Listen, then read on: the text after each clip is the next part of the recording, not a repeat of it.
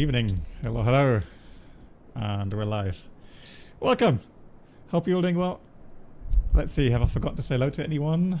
No, I think I've got everyone. Hello to you all. Yeah, so welcome to Explain 12 again. Haven't been here in this sim for a while, but there's been a nice update with the FlightFactor 777. And it now has a co-pilot feature, which we're going to try out. Cargo pilot, hello, hope you had a great week. So we are flying from Glasgow to Keflavik. Twitch channel subscriber experience. And hello to Yoda. 77 months. Wie geht's? Geht gut, wie geht's dir? Dexter, hello. 350 Aviation, hello. And Morphus, hello to you as well, guys. And Yoda, ja, vielen Dank. Lecker. Yoda, I hope you're doing well. Nice to see you. Hope you're doing, hope your studies are going well. Yeah, hope it's all nice and easy. Not too much. Hey, Lulapilot. And just waiting for the next jingle to come up. Yeah, so I have chosen the routing today because two reasons. One, we have Keflavik Tower online later.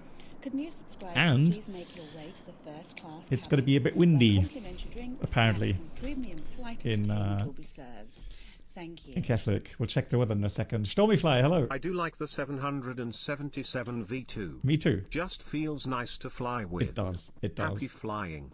It does, Stormyfly. I fully agree. So in the combination of the very nicely programmed fly-by-wire system here in the FlightFactor 777 version 2 and the X-Plane 12 aerodynamics, it feels great. I agree. Halo Alpha. Welcome indeed, 47 months. Twitch channel subscriber experience. Could new subscribers please make your way to the first class cabin, where complimentary drinks, snacks and premium flight entertainment will be served. Thank you. Almost 4 years. Indeed, Alpha. Thank you so much for the almost 4 years. I hope you're doing well, Alpha. Happy weekend. So, Math, hello to you. Marcus, hello. Yeah, I'm going to try. I did practice a bit. And I hope it works. At least it does work. I just hope that I don't mess things up. Now, what you can't see at the moment is because it's hidden behind the overlay.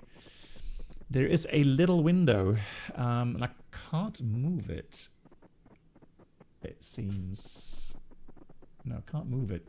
I mean, it has an explanation in the documents folder, if you're interested. It tells you what to set up and how to do the progress there. But it kind of highlights what stage is next. Right now it says power up would be first. Let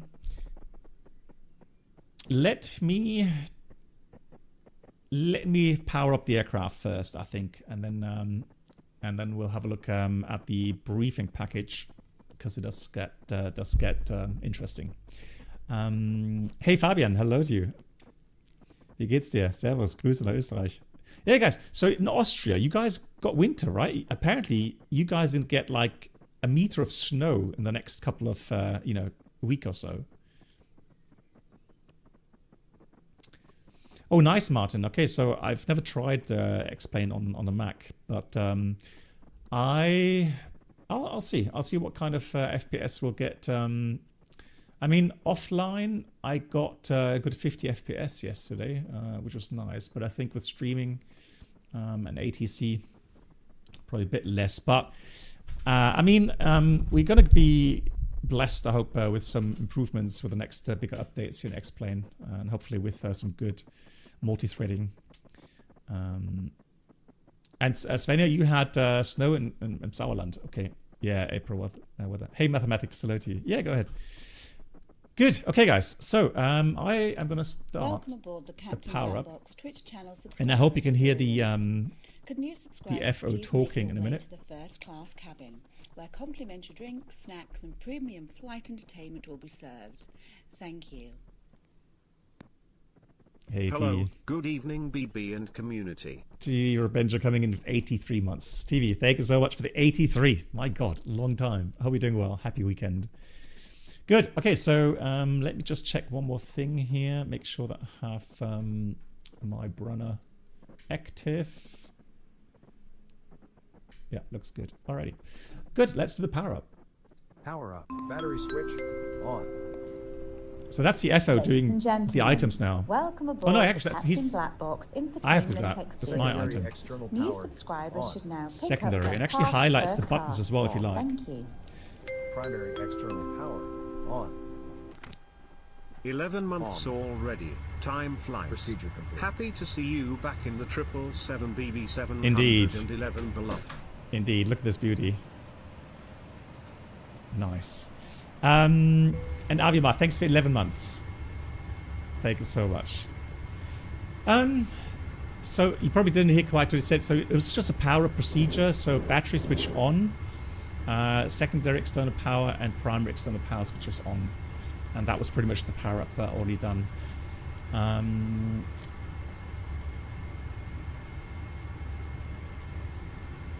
Isn't it risky to place the delete and activate functions that are connected to each other in the secondary flight plan? You mean like in the Airbus? I think with so many things, you get used to it. You see, the thing is, I get your point, mathematics, especially when you try to do things quickly. But I think pilots learn to slow down when it gets to certain things in the flight deck. If not, you learn quickly. Right? Haste makes waste, they say. So that's why. Oh yeah, good news, guys! I've got my first flying lesson now on the Cessna 172 organized in April. So I'm hoping to do it with my good friend, who is a real-world 747 training captain. And he's a fantastic personality and a really good pilot. So I hope that he can be my teacher. So excited. April will finally get going on the Cessna. And yeah, I'm excited to get back into the flying seat. What's the FO plugin? It's in the FlightFactor, Avimar. So it's already there. So all you need to do is put the crew voice communication to on. Then on the second, you have to activate a couple of items here. I'll leave the tutorial mode on for now. Yeah, and then, like I said, go through the manual, and then you know what to activate and what it does. And there's something I may have to switch off later because it is a bit annoying, I think, sometimes because of the heading bug. But you'll see. I'll leave that on for now, but you'll see what I mean later. Good. So the power up is complete. We just heard the computers coming online. So now that we have everything, we may as well go ahead. Although before we go with the primary flight preliminary pre-flight procedures, what a word. Let me quickly go through the briefing with you guys. So let's have a quick look here.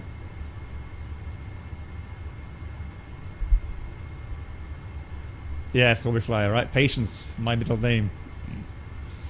Anyways, so yeah, we're flying with GE engines. I'm not even sure if the DHL UK aircraft have GE engines. I simply just put them on. I think they sound nice. Hey Franz, wie geht's dir? So overall, we're looking for a cargo loading of about 87.5 tons. So the zero fuel weight will be around 228.9. So well below the max allowable landing weight and max allowable takeoff weight, simply because the flight time isn't that long. You're doing good, Franz? Good to hear. Flight time is an hour 50. They have GEs. Thanks, Matt. Okay, you guys are so knowledgeable on these things. I appreciate that. So yeah, they have GEs. Fantastic. Yeah, so you just get the SimBrief downloader, and you have to put it in the X-Plane 12, resources, plugins, Avitab, and then chart. I put it in the charts folder. And then he just called up here. Exactly. So here now, shared the... Yeah, 350 Aviation. I talked to Ramses at the FS Weekend show. Yeah, he said I asked him what he would think about getting shared flight, and he said, "Well, should be doable." So we'll see.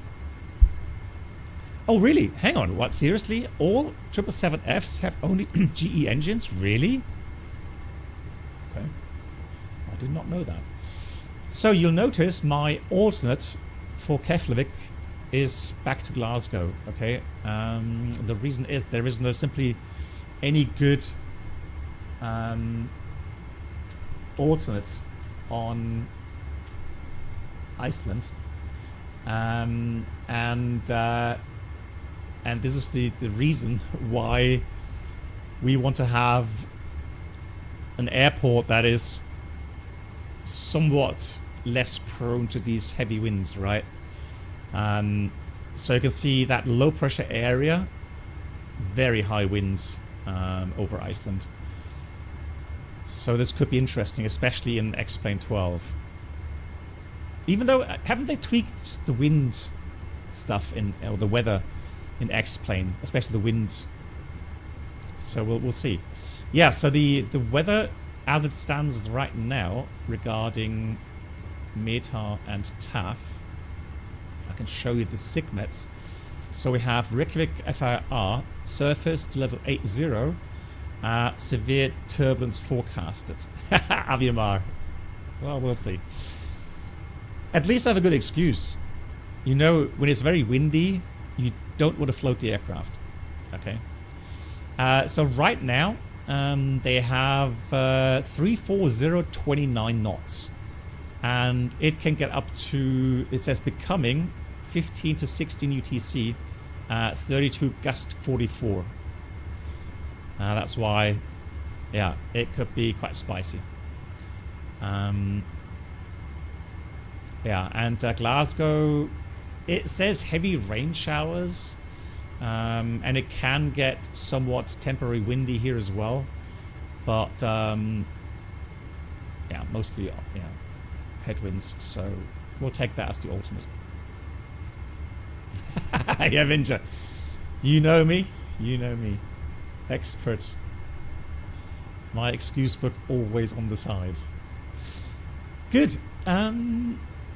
Yeah, we'll leave that as it is, and then we're going to go with the preliminary pre-flight procedure. Wait 30 seconds. I guess the wait 30 seconds is there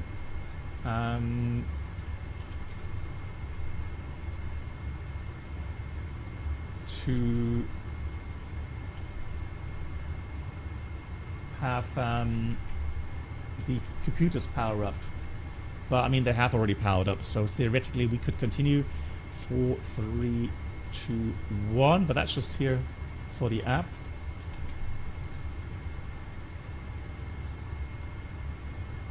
And now I'm going to press continue. Check. ADIRU switch on. Right, that's my item on. On. Status display. So whenever there's something I have to do, status display. Check. Yeah, and I'm going to go check as well. Reset test switch. Push and hold. So I guess that's the oxygen. Yeah, so it does blink, right? Emergency test selector. Push and hold.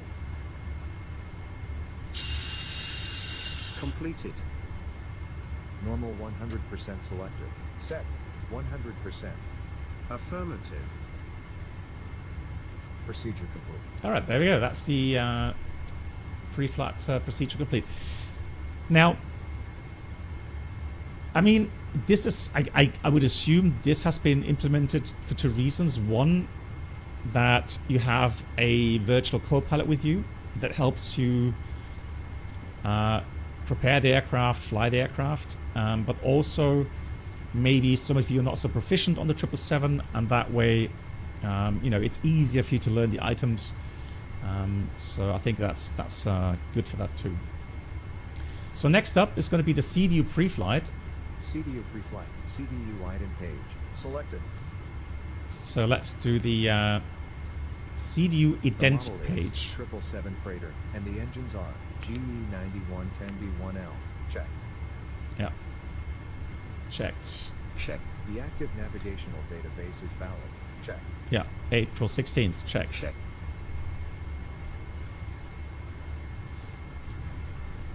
So now it says position init page. Current time is 17:22 Zulu. Check. That's actually something we have to check, or we had to check on the 787 as well. So just make sure that the GPS UTC time is correctly Standing by for your confirmation showing before we in the continue. FMS, so that all the estimates, etc., and all the systems, you know, have the correct time. Good. So verified time is correct. Now I have to say checked as well. Holding here until I have your confirmation. Check. Present position. Set. Set. So sometimes CDU route page. Selected. it will see that you have selected. Selected. Otherwise, it will say Set and a execute. C for checked, so where you have to press your pre-selected button that you, or the button binding, for the checked confirmation. Does it cost to upgrade to freighter, Gordon? I honestly am not sure. I mean, I did buy. I think I think there is a, you have to buy the freighter separately, but it shouldn't be like too expensive. But you have to check the websites. Yeah, there's lots of Aerologic. There's lots of liveries. So yeah, it's a paid upgrade, I would imagine. Yeah, because I mean, not everybody wants the freighter. And there was news out that they're gonna release the 777-300 ER soon. So that's also great. No, Avenger, we're not going to divert to Gander. No. Almighty Lashley, hello. Finished your Hong Kong to Nottingham flight in the 777-300 ER. Was planning to do Tripoli right after, except wow, okay. GG's. Star Miner, good evening to you as well. Doing good, thank you. I have a question regarding the 777. If I'm not mistaken, the aircraft is equipped with tail strike protection during takeoff. I can rotate smoothly up to 10. However, 10 is reached, the aircraft stops rotating and takes... Yeah. Oh, and then suddenly pitches up aggressively. You mean like, do you actually still hold back pressure on the yoke, or... Because there is a fly-by-wire tail strike protection mechanism where it will kind of dampen, at a certain pitch, it dampens your yoke input. You can overpower it, meaning you have to be careful with the pitch input. So what I do, I rotate about 10 degrees, and that is the pitch angle anyways where the aircraft should start to lift off. Right. So I'm not sure why it pitches up aggressively for you. I'll check today, but currently I don't really have noticed that. Good. What I'm going to do now, I'm going to quickly try to upload the routing. It didn't work yesterday, but we'll try. We'll see. Bravo India Kilo Foxtrot 01. Oh, it has. This time it works. Fantastic. So when you download the SimBrief flight plan into your FlightFactor route folder, and you type in the company route, it does actually load that.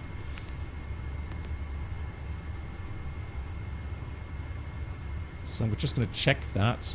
So we have Lomon 3 Alpha, Lomon, direct Awesome, direct Inuf, direct At6, direct Aldan,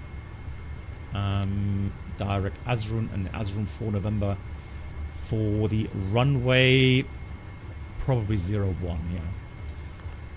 So departure will take runway. Oh, it's already in there.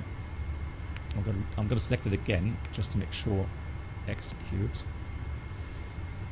So we have Lomon 3 Alpha. Yeah, I think it was already in there, right? Then direct.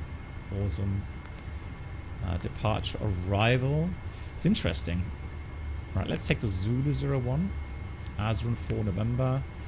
And the transition will be, let me just check here. Transition will be Dexon.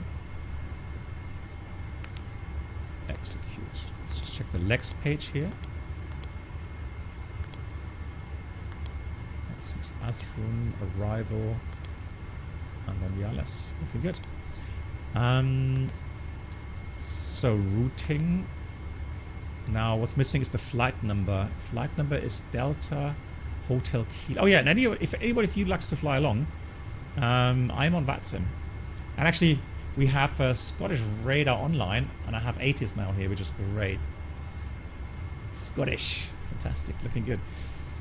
So we are World Express DHK 711. Heavy. Set and execute. Automatically notice that. CDU nav radio page. Selected. So, nav radio page. Okay, let's do nav rat page. Selected. The navigation radios. Set. So I'm going to go with Glasgow here, manual. And anything else? Nope, that's all we need. So now I'll say checked. Captain, please confirm this step when ready. Oh, Set as needed. Yeah, set as needed. Let's try the next one. The weight data. Set. Good. Now, let me see. Can I enter everything?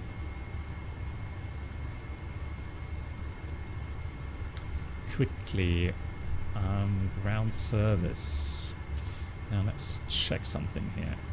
So I've got to put all the radios on. Not sure why they're always off. And then we're going to have cabin interphone.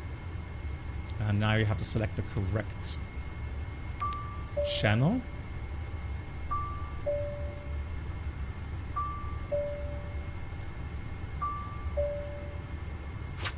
Hello, this is the captain speaking.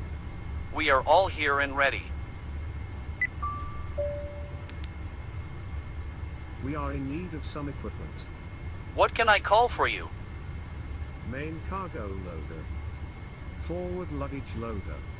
Sure. Sir, you need to establish communications with the crew by saying hello first. Captain, I believe you need to say hello. Yeah, it's the only annoying thing, really. I think you need to establish contact first. Sir, you need to establish communications with the crew by saying hello first. We require some equipment. Make your choice. Transporter. Right fuel truck. Aft luggage loader. There you go. On it, sir. Good. So now it's Listening. should be all for now. Right, and now they should be arriving shortly.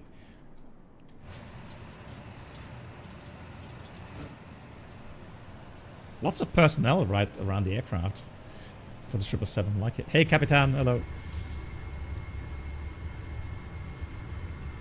Yeah, so Martin, that's a problem with the betas. So I don't use the betas, and so I don't have any issues with them.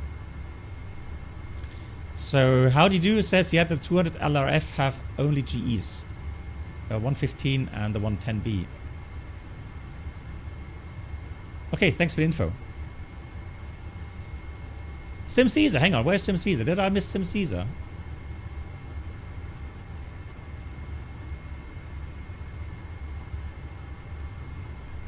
There he is, look. I missed the hello. Hello, Sim Caesar. Caesar, how are you doing? Nice to see you. Good. Right, let me just try to... So they're all here now, they're green. Now, let me go to menu, airplane, weight and balance. So, Let's see. How come?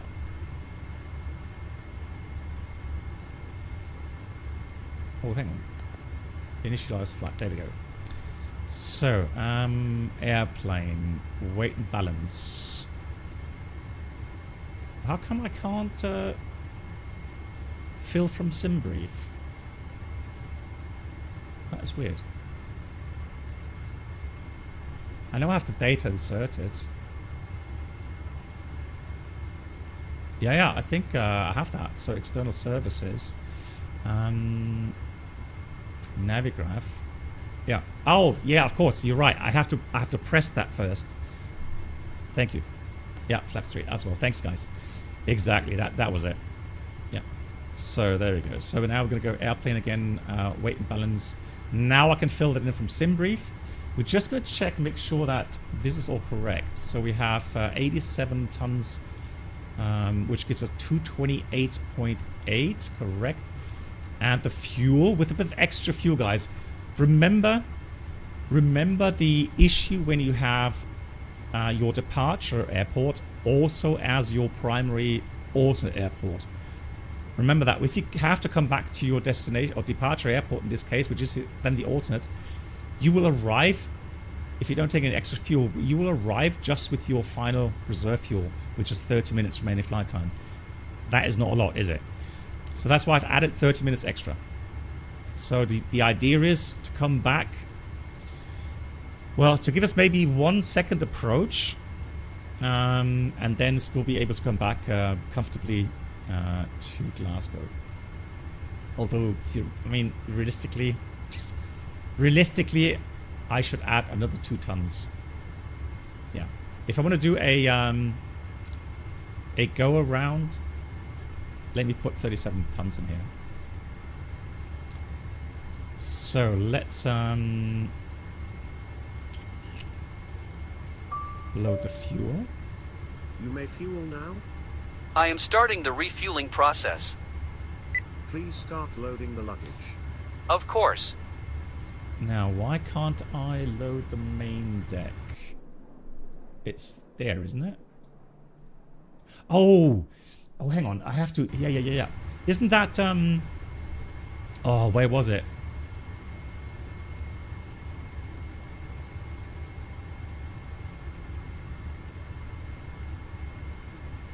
Yeah, the load master. Blimey. Good day. How do you hear? Hi, Captain. Hear you loud and clear. Hey, fantastic. Okay, so, but okay, You are good to start the loading. Let's load that. 40 Yes, tons. sir. Starting to load the main cargo now. The thing is, though, We wasn't need there? to load the catering and Oh, there we are. miscellaneous We've got items elephant. Oh, we got. now. Well, look at that. Oh, hang on. Let's do walk around. Hey.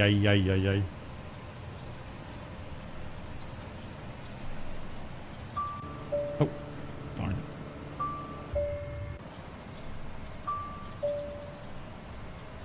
I'm on it. Oh, look at that. Nice. Got 3 formula. And what on earth is that? Got something in my eye. Is that supposed to be? Oh, that's for the elephant or something? For the circus? Well, this should be interesting. Stargate. Lol. Hang on. Stop the walk around mode. Okay, so who's contacting me? Somebody was calling me. Loading. Call. Thanks. Oh, that was it. Thanks. Okay. Now, next thing. Yeah, so let me watch that. The elephant. Elephant, Voyager? I didn't see an elephant. Sure about that. Hang on. Love that. Yeah, I keep forgetting. That's so cool. I am trying to think. Trying to remember. There was a way to manipulate that, right? So this the walk around mode is a plugin I have. That's a separate plugin, yeah.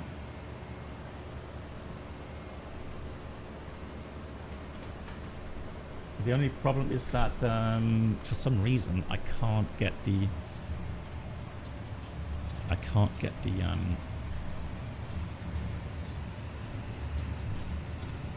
button bindings correct. It just doesn't walk. I can do that.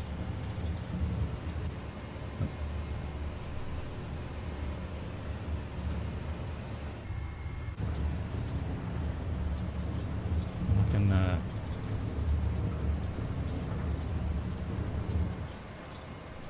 just not sure why it just doesn't do that. Some random dude driving around with this car.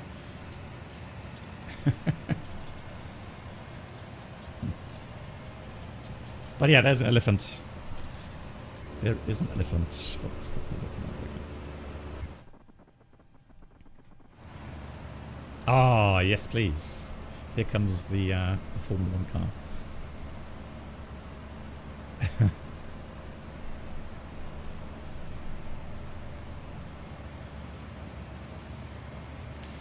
Okay, so flaps 3, thank you much. So simplified loading. The assembler chooses the objects for you. Otherwise, you can select them individually. Okay. Now, let me see. Can I? Oh, yeah, I can. There we go. Now I can move.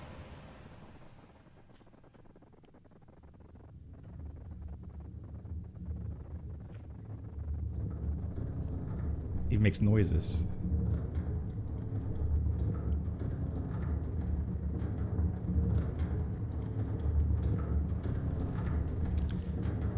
Admiral, I have X camera.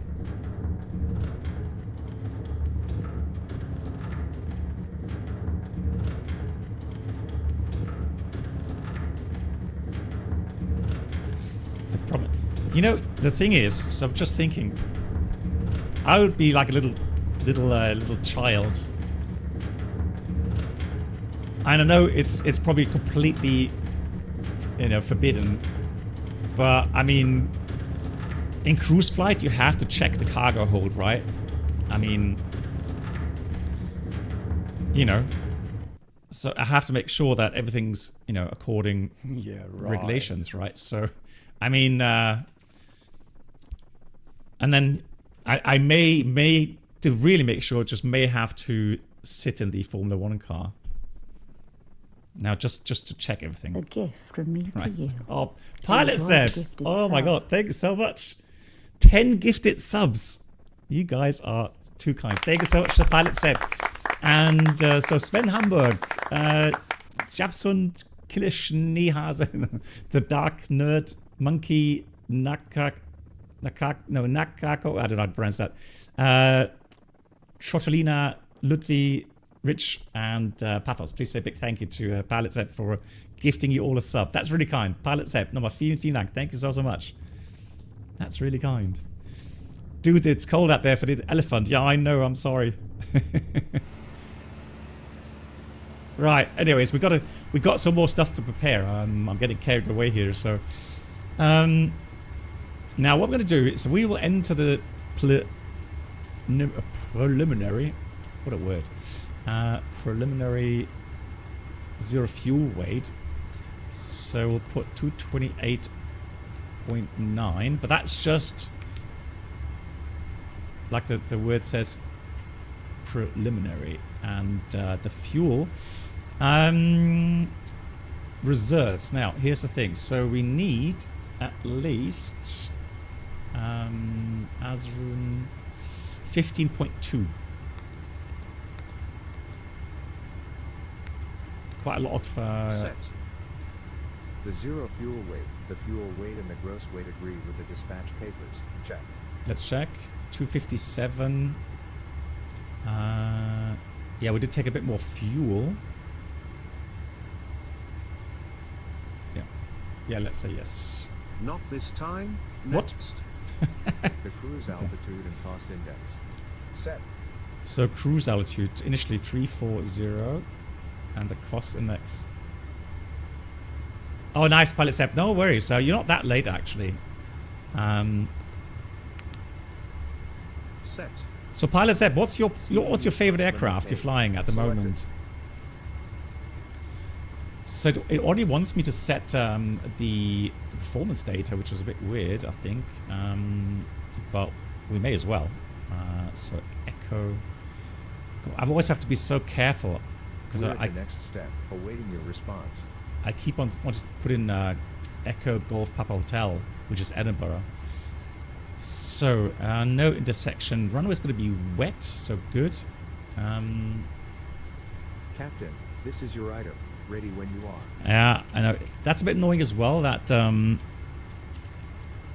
it does. Well, we can change the time. How often the FO challenge your input at this step, challenges you. Captain. Continuing the procedure. So the wind is 250 at 10. Temperature here is 7. Captain, we're in the middle of the procedure. I need your input here. Yes, just keep your hat on. I'll be with you any second. So let's estimate. Was it 2? I'm holding here for your action/input on this step. Let me just put 260 tons initially. CG25. This will be refined later, just so I have some initial data. We'll do. Request your input at this step. We're not that heavy. We'll do Continuing takeoff the 1. procedure. How much distance do we have available? How much distance? We have started the procedure. Continuing to the next steps. So we have about 2,600 meters runway length. Yeah, should be fine. Assume temperature. Let's do 50. We have started the procedure. Continuing to the next steps. We'll do flap 15. And then anti-ice, yeah, engine anti-ice, wet and 7 degrees Celsius. Let's calculate that. So, yeah, Captain, the we're mid-procedure. overall weight we could Completion. take is 316.5, so definitely enough buffer there, 91.4%. So we have TO1 and 50, flaps 5. So Captain, let's the do... procedure is in progress and not yet complete. Selected. There we go. Takeoff and climb thrust. Set. Now again, we have to check that later with the final load sheet, okay? Set. Set. We have selected the thrust limits. Derated takeoff 1. Climb 1. Check.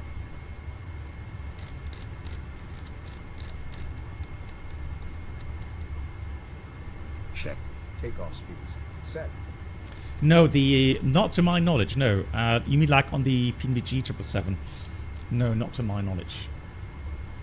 No. Set. Procedure complete.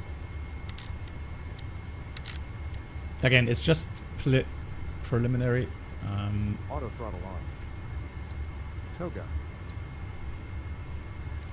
Good. Let me do that already. The rest we'll do in a minute. Auto brake. I can put RTO already. The rest is pretty much set. I'm going to put 2000 here for the score. Scottish radar. It does have PDC. Yeah, we don't have ACARS yet, unfortunately. Anyone know when that is supposed to come?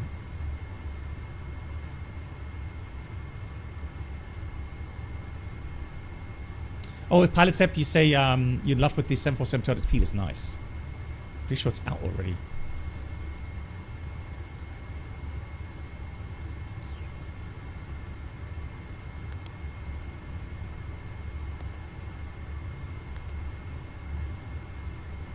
So it's, oh, hang on.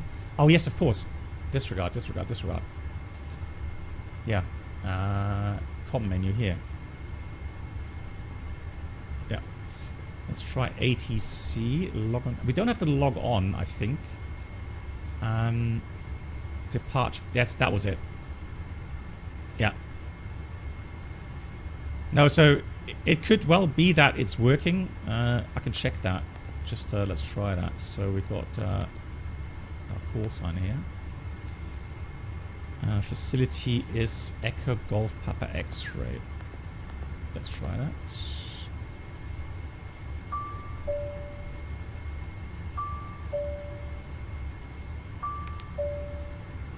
Sir?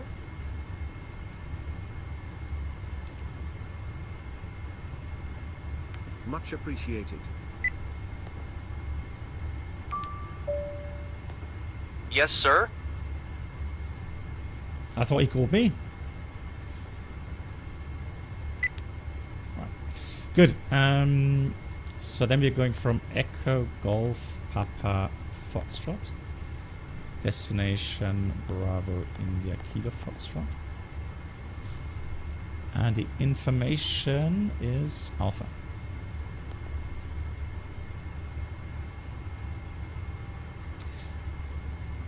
Yeah, I think, let me just check. Didn't I have that on, but that's a good point. Yeah.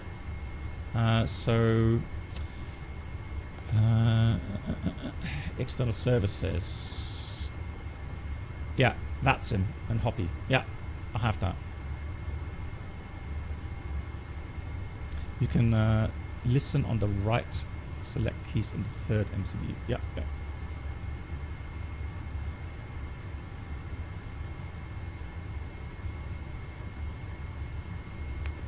Oh, they're clear. The queue. Yeah.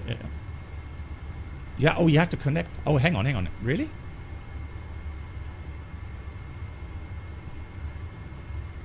Ah. Admiral, thank you so much. It's something. So these are things I would like to put down on the list because Ramses, the developer, I talked to him, like I said, on at the FS weekend. He said he would really appreciate getting feedback from people like me and the community if he made a separate EFB, right? So to get away from the Boeing EFB, more like an iPad or something, you know, what should be on there? And it's these little things. So like a list that you have to do if you want to use certain certain facilities, right?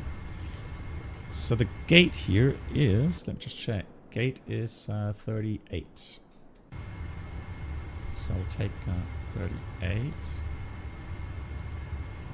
And then let's send that off. Yeah, thanks guys.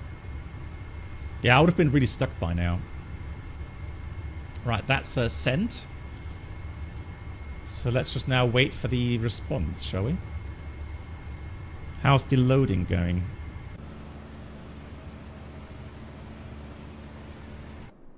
Oh, the last Formula 1 car is just about to be loaded. Yeah, cool. Nice. Good. Cabin utility power switch. So now the FO is doing his items, right? As required. APU generator switch on. So you see, he's pushing those, right? Stargate is loaded here. On. I've never watched that. On. Yeah, Voyager, that's the thing, right? Generator switches on. Oh, the PDC never arrived. On. Hang on, review. APU select. Oh, large message. Start, hang on. Confirmed. Emergency light switch. Guard closed. Huh? Guard closed. QTR? What did I put in? Did I put QTR in there? No. Oh, hang on. Position. Ah, hold on. Left and right engine primary pump switches. On. Set. Hold on. Circuit breaker panel light control. Mid. Yeah. Master brightness light control. That's the problem. As needed. Master brightness switch. Let's connect again with this On. call sign. Flood Yeah, my light bad. control. Let's try again. I'm sure we did this before. We managed departure clearance. Let's try that again. Wing anti-ice selector. Auto. Selected. Engine anti-ice selectors. Auto. Echo Golf Papa X-ray, right? Auto. Navigation light switch. Yeah. On. Done. Logo light switch. As needed. As needed. Forward cargo air conditioning selected. As needed. In position. Aft lower cargo air conditioning selector. As needed. Set. Recirculation fan switches. On. It is. That's what I told him. I said it's very, very confusing. It's so difficult. He said, well, for me, it's, you know, he programmed everything, right? For him, it's easy. But I said, yeah, for us, you know, if you don't always fly the 777, and you have like, you know, 2 or 3 weeks delay, you tend to forget some stuff. At least I do. So. Set. Trim air switches. Hey, MAN, wie geht's dir? MAN, there is a new app out for shared flight. It's called, is it called FS Copilot? I think it's called FS Copilot. Apparently it's more stable. Now this Sunday I don't have time, unfortunately, and Saturday as well. But set and done.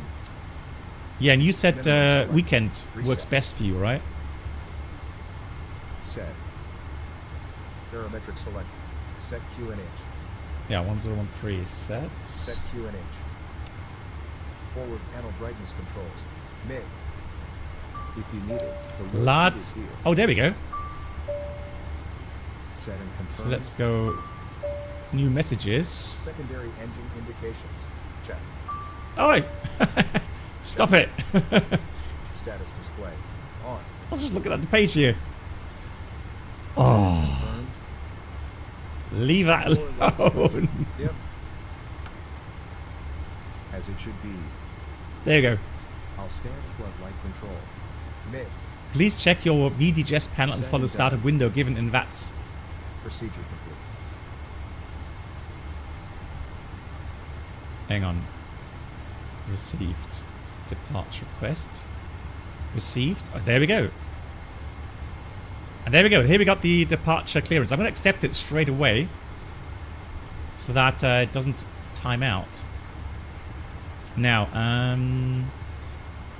review. Received. There we go. So we cleared. Can you see that, guys? Yes, Venya. I wonder what we're doing Sunday, right? Got a VIP visit. So PDC, Glasgow to Keflavik, runway 23, Lomond 3 Alpha. Correct. Initial climb 6,000 feet. 6,000 feet is set. And squawk 7733. Or 7773 actually. 77. Gotta be careful. Here comes above. Above. So 7773 is set. Oh, look at that. It actually notices that you have set the correct squawk. Would be also cool if it noticed you set the correct altitude there. Good. So clearance received. Clearance confirmed. It worked.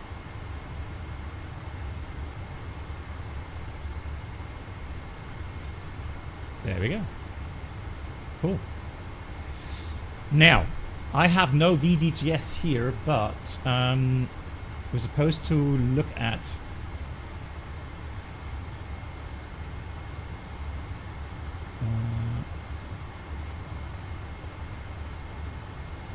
check top down. Right. Did it give us an address here?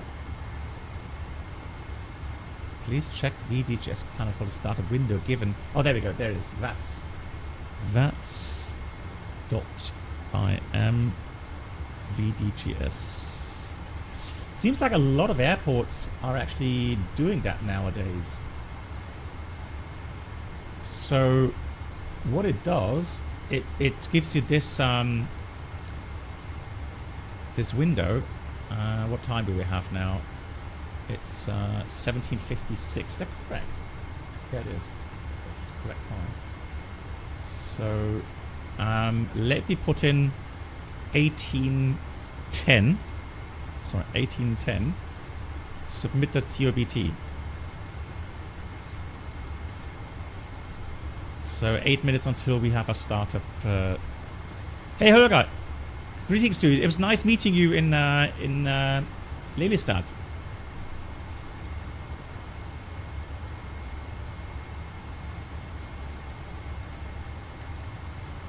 Greetings to Frankfurt.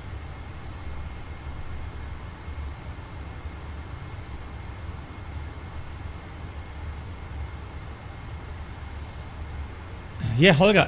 Next time, I'm not sure if did you see my, or maybe you didn't. You saw it, didn't want to come along, but I posted on my Discord and I said on stream as well, regarding an organized dinner for the community. The problem is that I had to book a restaurant. It was very full in Lelystad, and I had to specify the number of seats that we booked, and so we were fully booked, unfortunately, that evening. Because yeah, I would have loved to take you along. So hope maybe next year if you're there. Lilienthal, good evening. Gordonfly, so VATSIM. So if you're on VATSIM,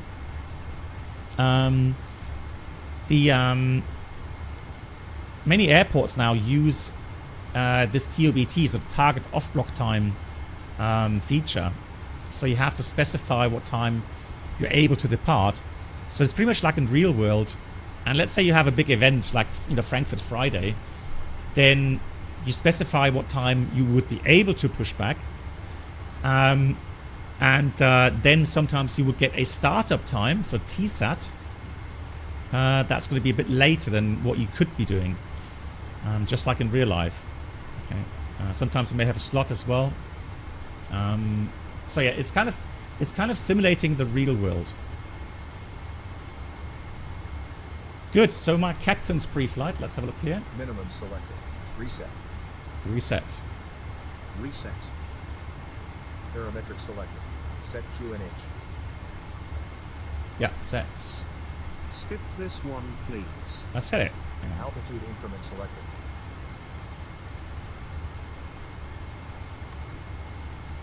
Auto? Auto, yeah. Forward panel brightness controls. Mid. Yeah, so it's supposed to put them all to mid position, which is a bit hard sometimes to do.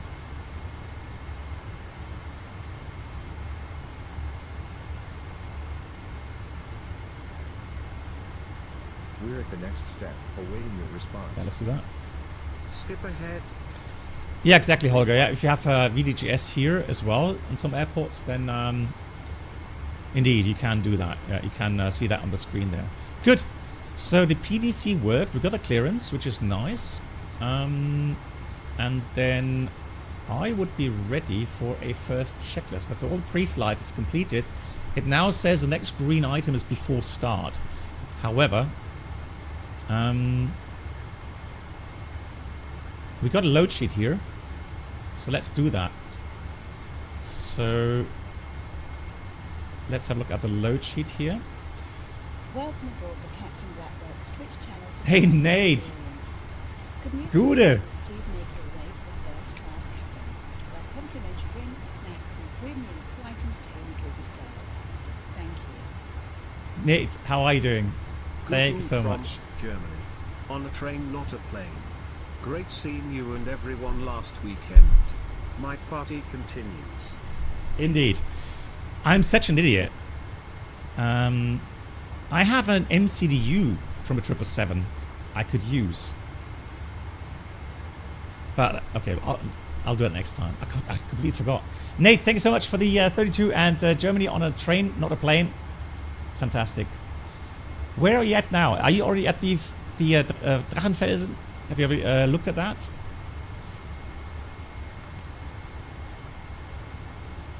So I'm just going to go through the performance again. So we have 0 fuel weight at 207. What?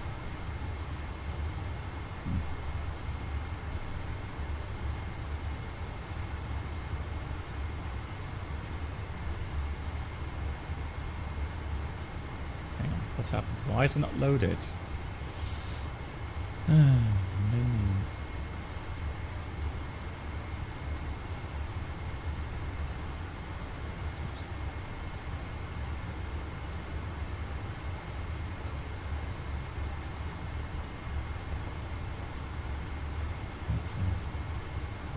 Weight balance. Loading page. There we go.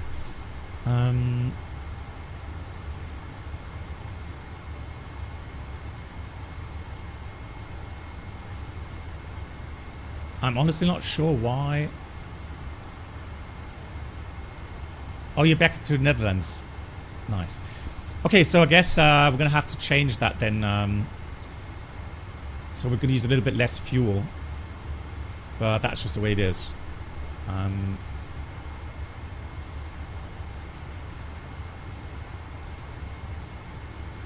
just wondering, because it is loaded. Right. 207.2. Yeah, oh, it's alright. We'll do that. 207.2. Zero fuel weight.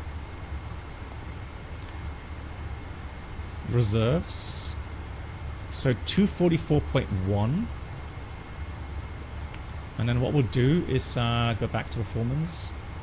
So we'll calculate with 243. That's a 244. So 244, 1, 2, 3. CG is 28%. Flat 5. Full length. So there we go. We got 50 selected. 384146.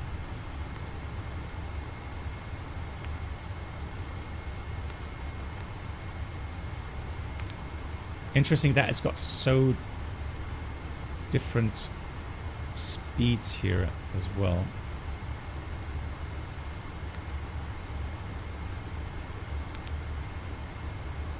Anyways. Interesting, we could talk about the issue the 777 had from LATAM in Milano, because that's the final report is out, and they miscalculated the performance by 100 tons, I think it was. So instead of having 344 tons of takeoff weight, they calculated with 244. And then obviously they had, you know, way too low speeds. So they rotated, but of course the aircraft was too heavy to lift off. And then they had a tail strike. So yeah, I remember that. Good. So that's inserted. So 146, hopefully without tail strike today. And then we're going to close all the doors. So let's call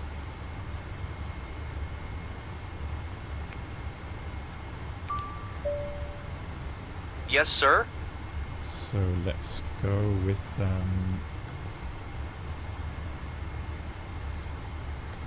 airplane ground services. Oh, that's removed already. Okay, so let's check that we have the parking brake set. It's set. We make sure that we have the external disconnected, and then we'll tell them to remove all that equipment. Listening. Please disconnect the left ground. Oh, nice! Power. Someone's flying along. Cool. Secondary 340. ground power. GG's. Shocks. Stairs. Certainly. The problem is, Ghost. It doesn't have its own weight. Oh, that's you, MAN. Ah, nice. Lovely. Nice to see you flying along. Excellent. Yeah, so if you enter the weights as they are, then there will be no warning, unfortunately. Right.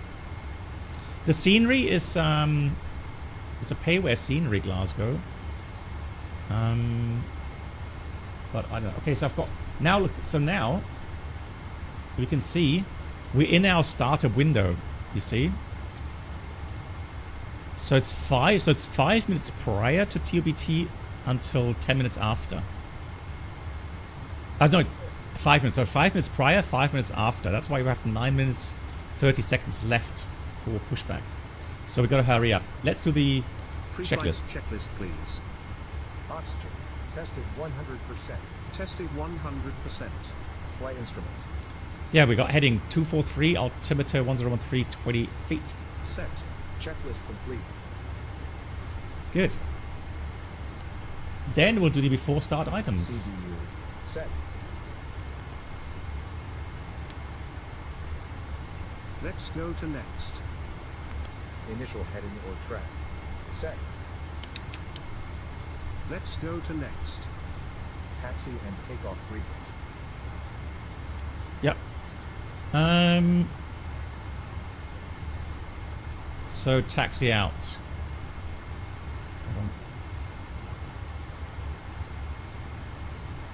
Request your input at this step. Yeah, Captain, so continue pushback, procedure. then we've got November Alpha, full length, Alpha 1 holding point 23. No hot spots, but we've got to be careful with the wingspan, make sure we don't hit anything. And departure Captain, route this is your item. is Ready when you are. a conventional SID. Otherwise, I would say RNAV here. So conventional SID, Lomon 3 Alpha, clearance up to 6,000 feet. So initially, it's going to go straight ahead, Captain, Glasgow, this is your ready item. 225 Ready when you are. until 4.7 DMEs, which is Xetun. Then we'll turn right, 045 degree track, and intercept the 340 outbound via Elban, We're at the next step, awaiting your response. where, oh yeah, and we have to cross 297 degree radial between 2.5 and 6, so max 6. Elban at 6,000, less cleared higher. And then we turn outbound 340 to Lomon. And again, Captain, this 6,000 item feet. requires actions from your side before we proceed. Conventional, unconventional. Well, conventional is just the normal kind of, you know, with the DME and radial and ADF based departures. Captain, we're in the middle of the procedure. I need your input here. And the next will be then the RNAV. Good, complete. Override, please. Exterior doors. Verify closed. Let's have a look. Let's quickly call cabin.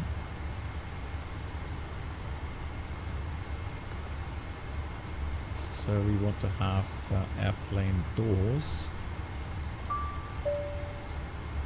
We need that hatch closed. On my way.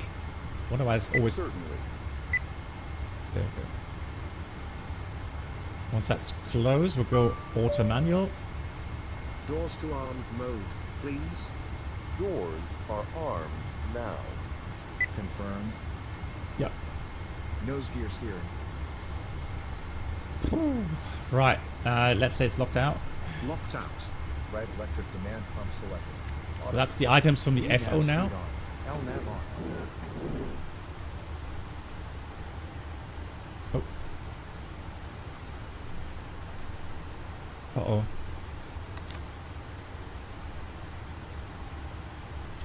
My co-pilot has failed. Is now not visible anymore. Guys, what did we do?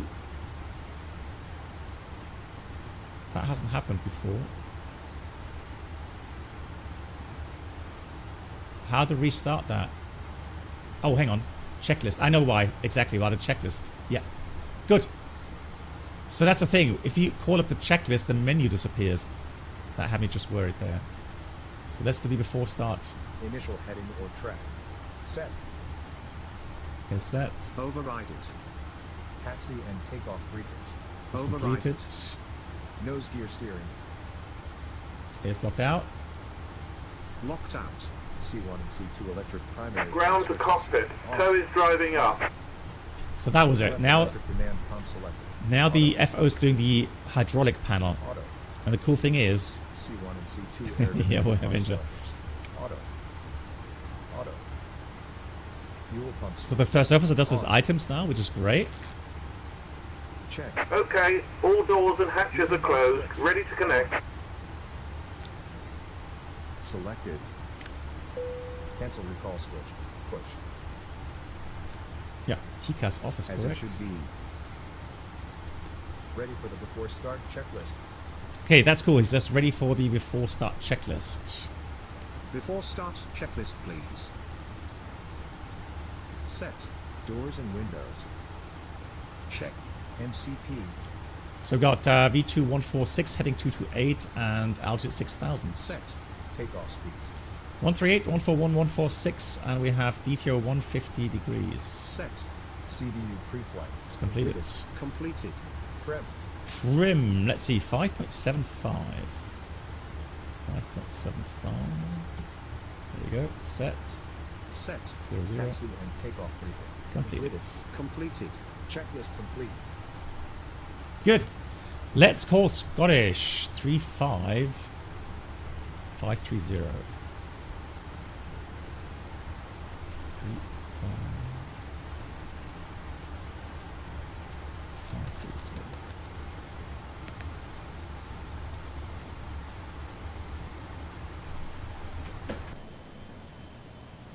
Pushback is there, fantastic.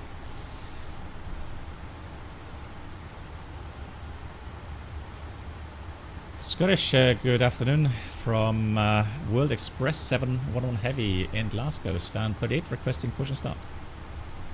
World Express 711, hello, good afternoon. Stand 38, I think you said it was. Push and start is approved, face to the north, QNH 1013. QNH 1013, push start approved, facing north, World Express 711 Heavy, thank you. Good. So let's... Ground Shuttle 17 November, please show climb me flight where you level want to go. 330. Climb flight level 330, Shuttle 17 November. Scottish Control, good evening, Ryanair So 21 connected and bypass pin inserted. Loud, isn't it? Release parking brake. 21 Foxtrot, hello there, thank you. Climb now, flight level 150. Climb 150, Ryanair 21 Foxtrot. Starting pushback, and you may start engines. Ryanair 26 Oh yeah, X-ray hotel, let's have a reach direct sip of coffee. Climb flight level 350. Good. Engine start left. Direct Surat for Ryanair 26. Auto start switch. On. Scottish fly again, Ryanair 42, In position. Okay, couple calling on Start stairs, sequence. calling for an Announce. stand by Start engine left. Pressure back. More than 20. Windmill 6 out of 3, Start roger, ignition give way left to the switch. 777, pushing off your right hand side, once you say your push start is approved, Start. QNH 1013. Give way to the Oil pressure rising. to my right hand side. Check. Once clear of 777. Fuel control switch. QNH 1013, windmill 6 mandatory height. Run. Thank you, the station calling for the ISR clearance, pass your message. So it gives you the list, you know, what you have to look for the engine start, which is nice. Roger, I will call you back. So starting the other engine right now. Hello, thanks. Airline side, you'll call 4242. 4242. Portugal 764, no further ATC available. Follow your advisory, 122, destination flight. Starter. Check. So now we check that the engine is at idle.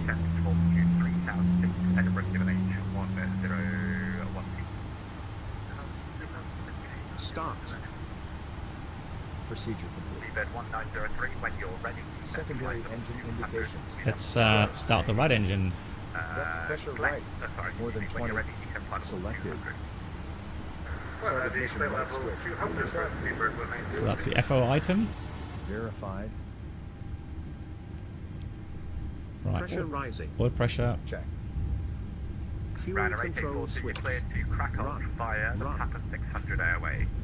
Your initial climb, altitude 6,000 feet, and just walk 471 SAS, hello, morning. Climb initially 6,000 feet, squawk 4710, Ryanair 842. Ryanair 842. We're in the middle of the procedure. I need your input here. Operation complete. Set parking brake. ISR 431, hello, stand by, I will call you back. I'm holding here for your Ryanair action flash input on this flight stack. level to crush 519. Starter cutout. Check. Ryanair 12 November, turn left heading 315. Disconnecting toes. Stand by. Descent, flight level 130. Start. Procedure complete. Indeed, I think it's a bit unconventional for the start procedure like this, but I mean, again, it's more a matter of not to miss any items. Basically before taxi. In position. Engine anti-ice selectors. As needed. Yeah. So, correct. So let's put the flaps to 5. The other station calling, please. It's only speed that at 895, thanks for that with me. 5895, thanks very much. Condor 179. Cell is disconnected and bypass pin has been removed. Hand signal on the left. We'll see you next time and have a safe flight. Ooh, MAN is pushing as well, nice. Flight control check, rudder, let's do that. Full up, full down, full left. Yeah, can you confirm our departure runway because we go this 165, full right. Let's try that again, full right. There we go, full left, full right. Good, checked. Yeah, because we would prefer we would try 16, but we didn't think that it was what you were thinking. I don't care either way, you're at the alien aircraft there, you can expect runway 34, or you can expect runway 1 cool. departure. Ready for the before taxi checklist. Ready for before taxi checklist. Let's check that we have the all clear signal. Yeah. Just driving off. So now we press checklist. Before taxi checklist, please. Call. Check. Flight controls. Checked. Checked. Ground equipment. It's clear. Checklist Checklist complete. So let's see where we need to go. I said 431 a PET with you now. Roger. Was there a menu for the for the sound levels here? Oh, hang on, I've got it here. Hold on. I'm 310, Ryanair 210. Ryanair 10 November, turn left at 270 degrees when established 24, the standard flight path. Just so that we get a little bit quieter cockpit here. Let's pretend we have our noise compensated headset on. Ryanair 9 Lima Echo, when you're ready, descend flight level 200, be level by in rev. We're ready to stop 200 by in rev, not Lima Echo. World Express 711 requesting taxi. World Express 711, thank you, taxi holding point Alpha 1, runway 23. Taxi holding point Alpha 1, runway 23, World Express 711. Good. Shamrock 070, welcome to Aldergrove, taxi stand 13. Left side is clear, right side clear, let's go. Bye-bye. And then let's just call that up. Sorry, that came through broken. Brakes are working. Blue Max 9 uniform Foxtrot ready for the pushback and start back. Blue Max 9 uniform Foxtrot, give way to the Air Lingus A321 behind you from left to right. Then you push and start the route face to the east. QNH 101. Okay, we are away from the terminal. Pushback start facing east QNH 1017 Blue Max 9 uniform Foxtrot. So then let's get weather radar. Sorry, Ryanair 10 November, say again? Establish LA before. Ryanair 10 November, thank you. Contact Edinburgh Tower now on 118. Forgotten this again. 118705. Goodbye. 118705. Weather radar. Terrain here. That's good. I said 431, stand 11, request push and start. Yeah, so we're getting some echoes, which is good. I said 431, stand 11, your push and start is approved. Face to the north, QNH 1013. QNH 1013, push and start approved, facing north. Jay, hello. You're Lurker, it's nice to meet you in person. Nice. Lufthansa 439. Where did we chat? Because, apologies. As you can imagine, I met so many people. Taxi only point Alpha 1, runway 23. Alpha 1, runway 23, weakness 693 and heavy. Hey, DeFlores. Emirates 2 Alpha Yankee, when you're ready, descend flight level 340. When ready, level 340. So just gonna follow Alpha around the corner there. And then, yeah, the rest is pretty short. Don't need any other views there. Fraction 109 Charlie, there's no further ATC available now. Monitor advisory 122.8. Have a good evening. Over to advisory, fraction. Close to the Microsoft stand. I remember now, yeah. Bye-bye. Nice. Excellent. Oceanic 63 Golf, descend flight level 110. Great, it was lovely meeting you as well. Yeah, the thing is, that's always what's really nice about these events. Ryanair 21 Foxtrot, turn left by 5 to meet some people in person the new heading, and just see the excitement and Left by 5 degrees. have a little chat. The new heading will be. So the thing is this, right? Performance. So I have to say, right now I'm not using anything in terms of frame generation. Now, NVIDIA or the NVIDIA app allows you to do something similar to what you have in Microsoft Flight Sim. So you can actually kind of double, let's say, your FPS on the monitor. The problem is, for that you need hardware acceleration in Windows on. I can't do that right now because I'm streaming on the same PC as I'm flying on.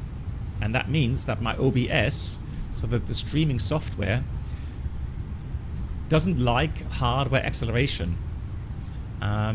So it tends to freeze, which is a bit annoying. So that's why I had to switch it off. And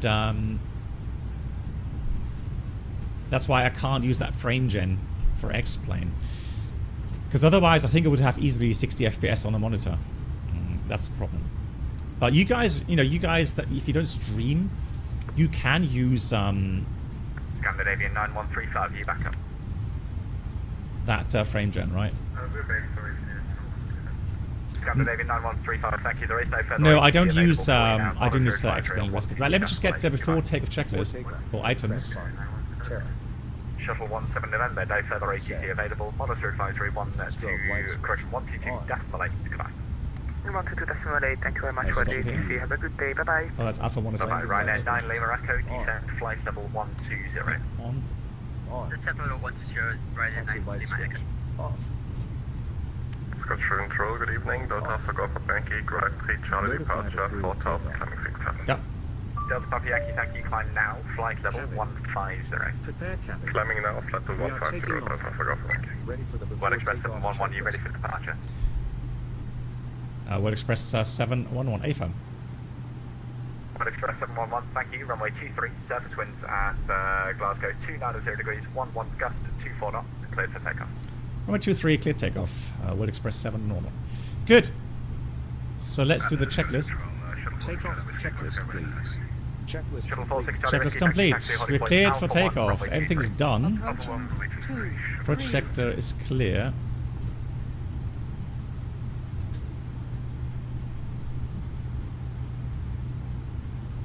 Let's do the lineup. Beautiful clouds tonight.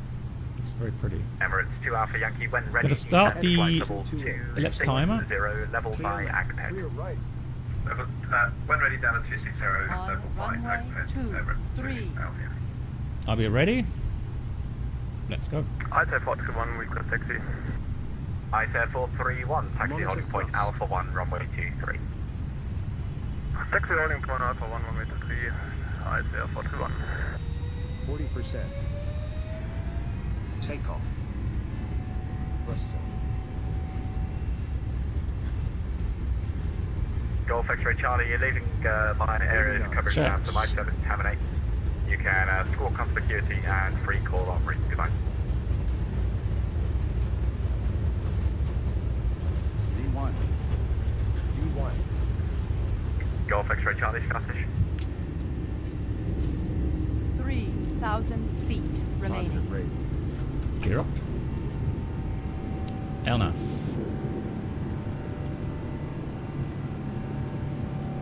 Hello, EC4 uniform with you, flight level 380. EC4 uniform Scottish, roger. 1,000 feet. we are ready for Flaps 1. Speed checked. Flaps 1. Windmill 6 out of 3, thanks, doesn't really help me right now. Via Alpha 1, land runway 23, I'll get you Flaps airborne. 1. It's a lot of wind. Gotta correct that. Drifting a bit. Wait, runway 23, basic energy heavy. World Express 711, report passing altitude, climb, flight level 130.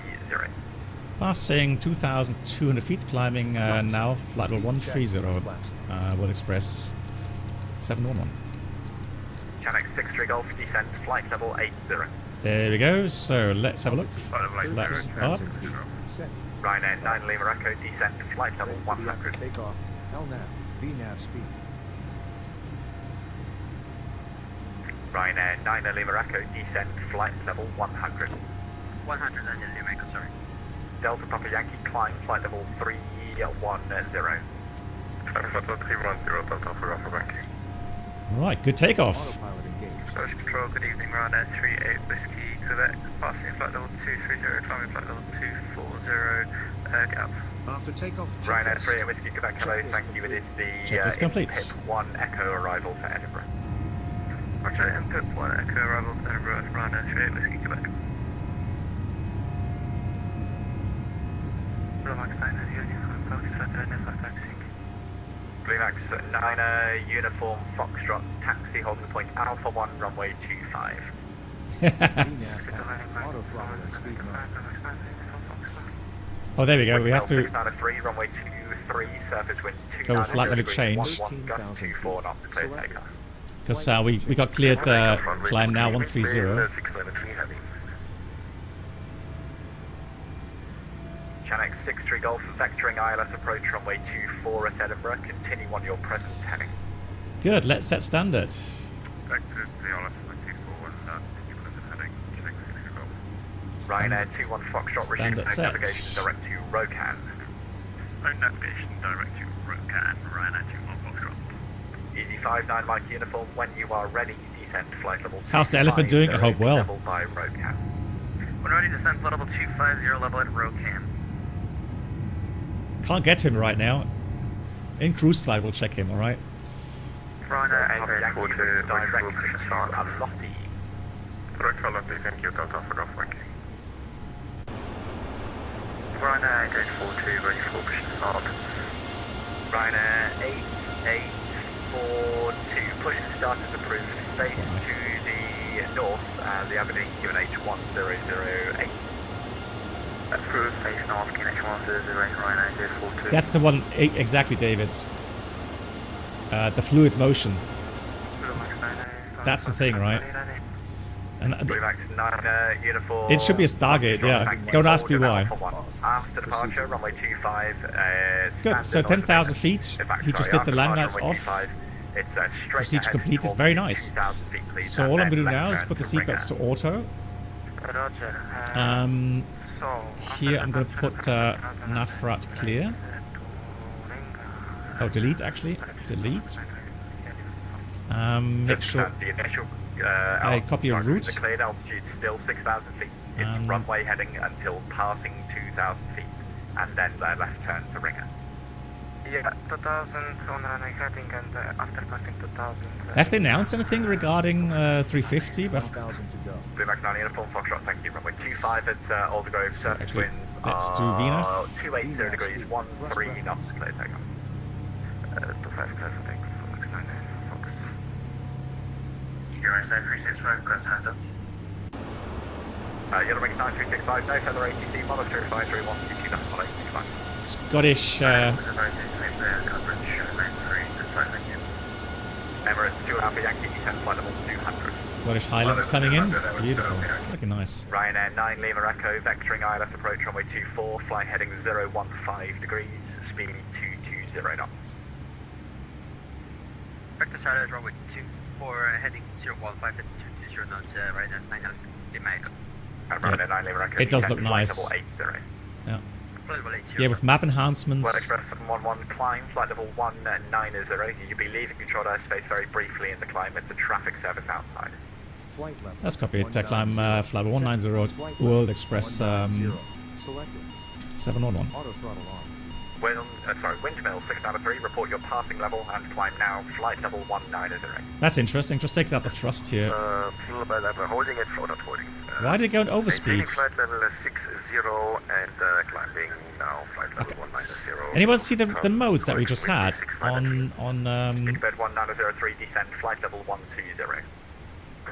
Flight level 120, Speedbird 190. Channel 63 Golf, descend altitude 4,000 feet. I'm a bit confused. What mode were we in? Like, why did it go to overspeed? Sorry, my mistake. Correct. QNH 1012. 1012, Max 9 uniform, flight drop report, passing altitude, Weird. climb now. I've got to watch the replay for that. Interesting.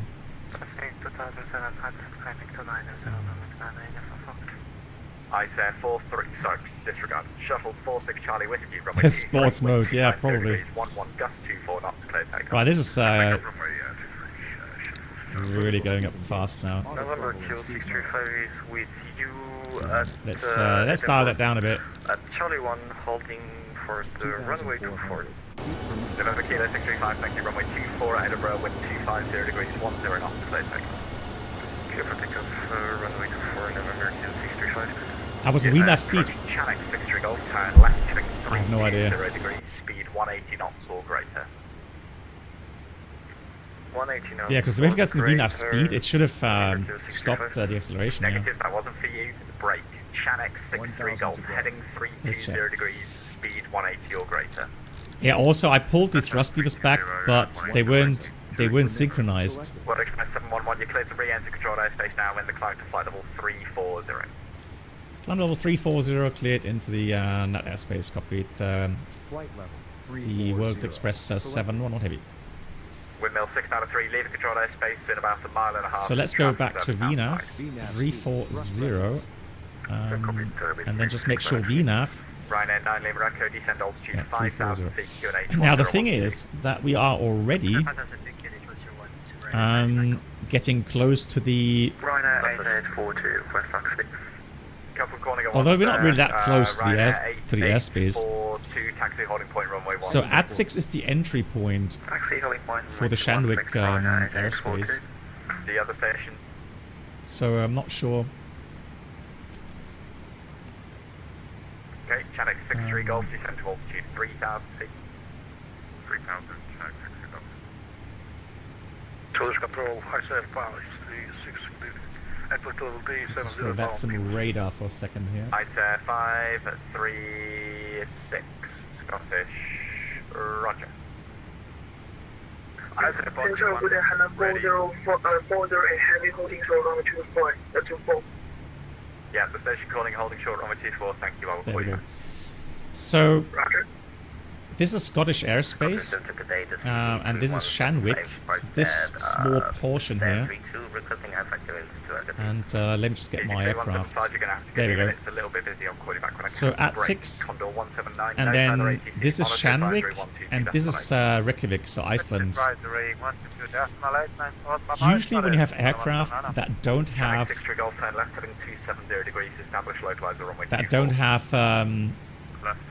the equipment to fly in the Shandwick airspace, then you would have to file Scottish and then directly to the Reykjavik airspace.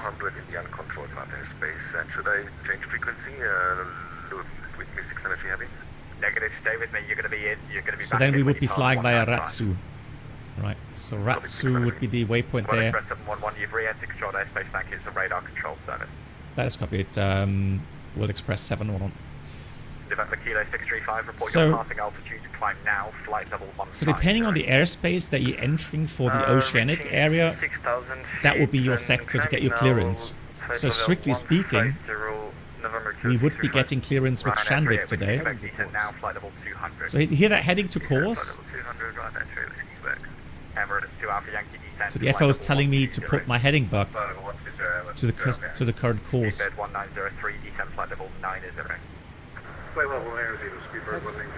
Yeah, so now we would already try to get the clearance via CPDLC. If that sector were online, right? So Scottish kind of gave us the clearance for the airspace. Shuttle 46 Charlie Whiskey, report passing altitude, climb now, flight level 120. Shuttle 46 Charlie Whiskey, we're literally just holding at 5,900, 6,140. So if you go via Ratsu, meaning you're not going to enter the Shandwick area, you would enter the Iceland area, then you would get the clearance with Iceland. 9 Lima Echo, turn left heading 320 degrees, descend to altitude 4,000. They all. So it doesn't matter if it's Iceland or Gander or Oceanic, they all use CPDLC. There's just a different procedure, at least there was when I was still flying, where you filed your flight plan with the corresponding levels, and then you would ask for your clearance for the crossing. And with Iceland, for example, you would just get a short answer where it kind of clears you exactly as you filed, including the speed and the altitude. So that means that from that point onwards, so from the airspace boundary, it's your responsibility to make sure you're on the correct level. So in your filed level and your filed speed. Usually the sector adjacent to that, so here it will be Scottish, they would remind you or they would clear you to that that Oceanic entry level. If for some reason you can't be cleared via your flight plan, then you would get a reclearance, either from Iceland or from Shanwick. Now, when I stopped flying, or just prior when I was still flying, the only sector that was doing it still the old way was Shanwick. So they actually sent you back the whole clearance, which you had to check and confirm. So I don't know where they stand now, but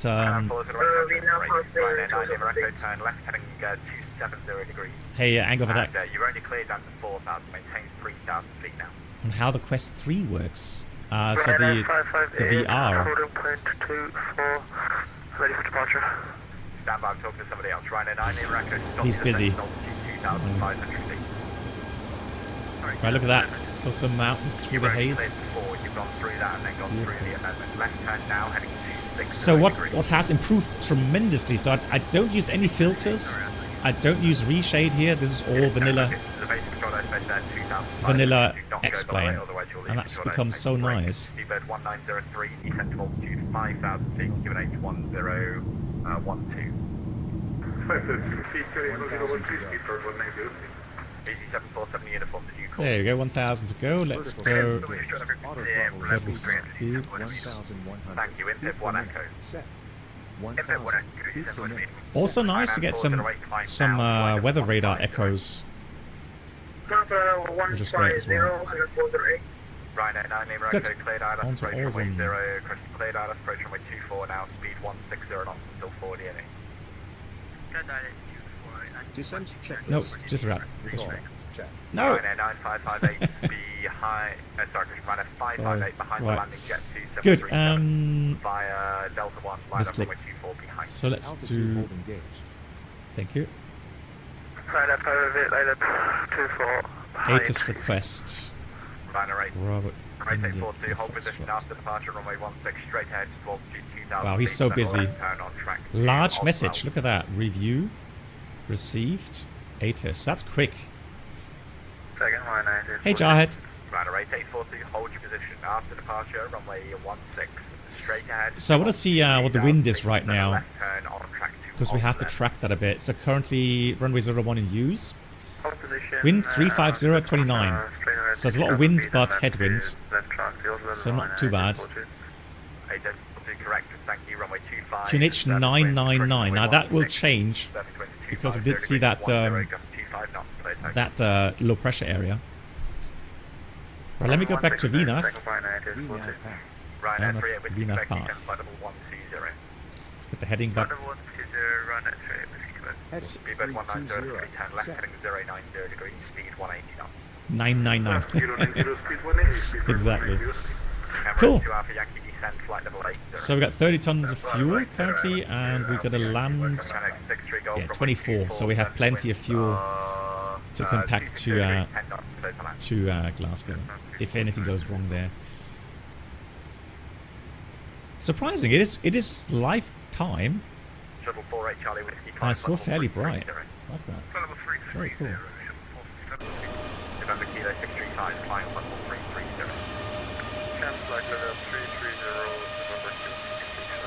Scottish Highlands below us still. Nice. That's really lovely. Ryanair 38 with back silence runway 24, fly heading 290 degrees for your sequencing. So I think with the latest beta, now again I have not installed the beta X-Plane version. I think the latest beta has an improved weather injection, so it shouldn't really have these large wind variations, temperature variations anymore. 99408 confirmed following the Grice 3 Charlie departure. Good. Wrong group 3 Charlie departure. Easy 59 Mike uniform, contact Amsterdam 134. Excellent. Quickly check the optimum level, so we'll check VNAV. Ryanair 21 Foxtrot when you're ready. So optimum is 360. Oh, and the wind data. Ah, you see, that's something I haven't done yet. Hold on. Ryanair 26 X-ray Hotel, contact Copenhagen 13. Yeah, you can't do that yet, can you? So I have to do that manually. Ryanair 26 X-ray Hotel, contact Copenhagen 136. So I'm just going to check my OFP on my iPad, and then I'll enter the wind data.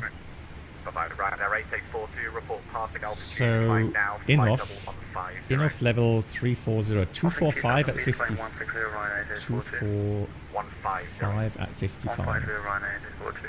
Channel 63 gone off, hold at Alpha 12, contact the ground, goodbye.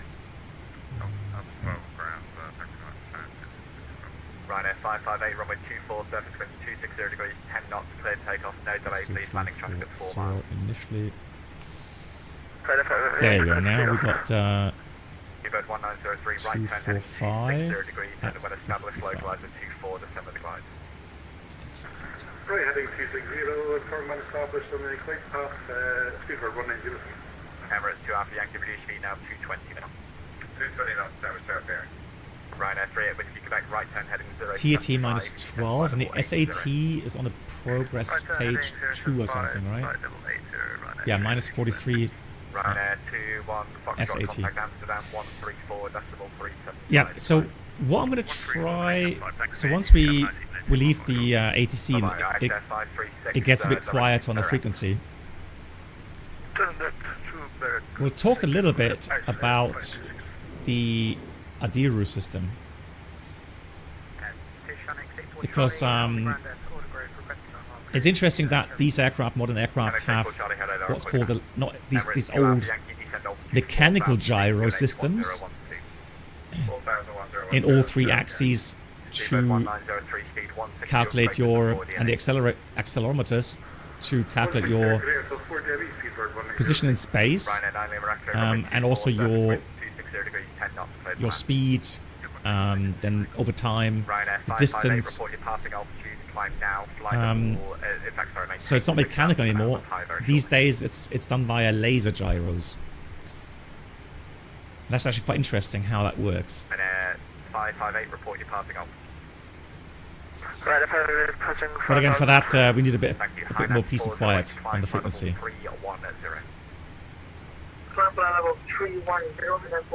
So let's enter the at-6 wind, again 340, it's 245.48, doesn't change much. But I mean, this is important because Ryanair 558, that came through broken, just confirm climb now, flight level 150. All done, otherwise, you know, you may get wrong estimates. So that's going to be 260 at Thank you, Ryanair 884, 30. Climb flight level 290. Execute. And then Azrun is already in descent. So what we can do is go to forecast.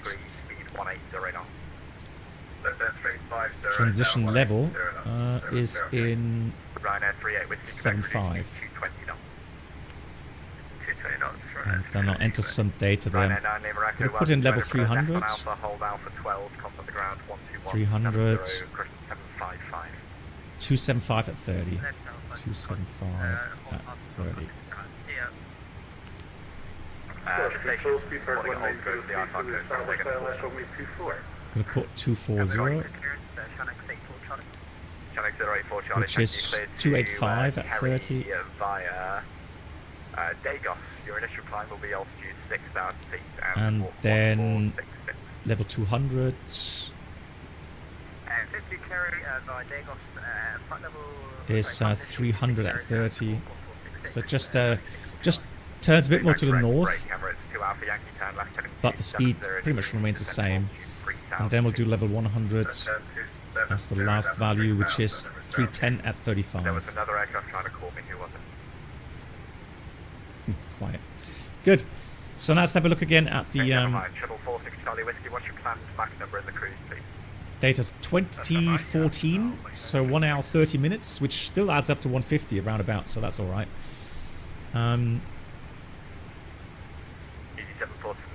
So we'll leave that, and then I'm going to put my TCAS to below. Yeah, you're right. Engine anti-ice should be auto now. Ryanair 558, climb flight level 310. Oh, you're right. I could have pressed simply next. Yeah, you're right. 310. So, yeah, you're right. Next page, it goes through the. It doesn't do that in the Airbus MCDU, but it does do that here. Good. We'll get rid of that. Great, thanks. Another kilo 635, flying Mach decimal 79 or order. That looks all good. November kilo 635, flying Mach decimal 79 or order. No, Jacob. So really, that should have been switched off after after takeoff, because we put that on the ground. We put this to on because it was a wet taxiway and 7 degrees Celsius. So for ground operations, it was a good idea to have that on.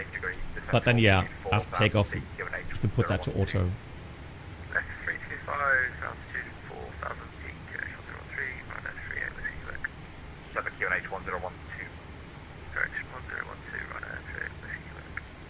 ISF 536, no further ATC available. Monitor advisory 122.8.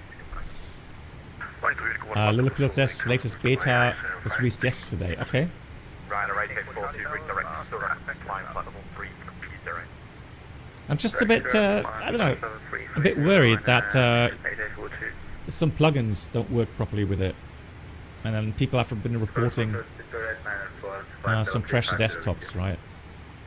So, Rebird 894, hello, thanks. I'm just not sure. Oceanic C4 Charlie, Oceanic 08 Charlie, yeah, you push down the crew, just call when you're holding, sorry, hold it out for 1 when you're ready, just call me when you're ready to go. Okay.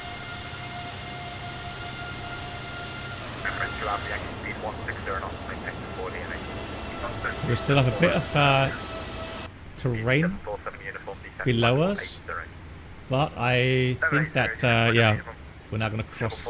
Charlie Whiskey, keep that assigned speed in the cruise, please. You're about 15 miles in trail of site. Over the Atlantic now. Ahead of a citation, also going to Heathrow, also at 330. Yeah, that's the thing for streaming, right, Jacob? I mean, or Stormy Flyer. That's the problem. We'll keep the speed and I'd hate to. Yeah. To have crashed desktops. What's new on the latest update? So the biggest thing really was the virtual first officer, which helps you with the items and so on, and checklist stuff. And up to now, it's worked really well. Ryanair 38 Whiskey Quebec, turn left heading 270 degrees. Your speed now 220 knots, 4 left. Left 270, speed 220 or less. Ryanair 38 Whiskey Quebec.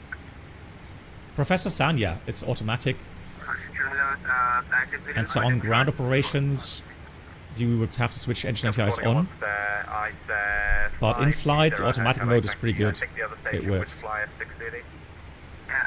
Ali, you did the flight today on X-Plane, the latest beta? No problems, okay. And did you notice any improvements regarding performance, Ali? That's an Alpha, hold Alpha, 1-3 contact, ground 12755, speed bird 190 speed, thank you very much, bye. Flyer 60, runway 24, clear takeoff, wind 260 degrees at 10 knots, no delay. One thing I find, settings, I'm not sure. Emirates 2 Alpha Yankee, continue your approach. There's one just rolling now. Surface wind star 260 degrees 10 knots. I just want to see. So the head shake. 38 Whiskey Quebec, descent to altitude 3,000 feet when established. 24 descent with the glide. Descent altitude 3,000 feet when established. Descent with the glide. Right, 38 Whiskey Quebec. Shuttle 16 Echo.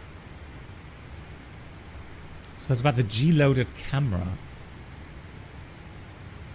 Oh, there we go. So on the outside, I don't want that. 99408, climb flight level 370.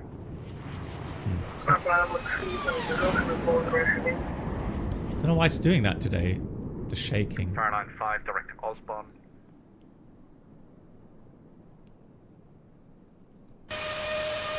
Airline 5, redirect to Osborne.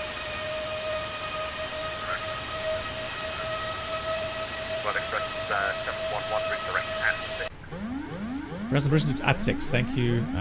World Express 711. Right.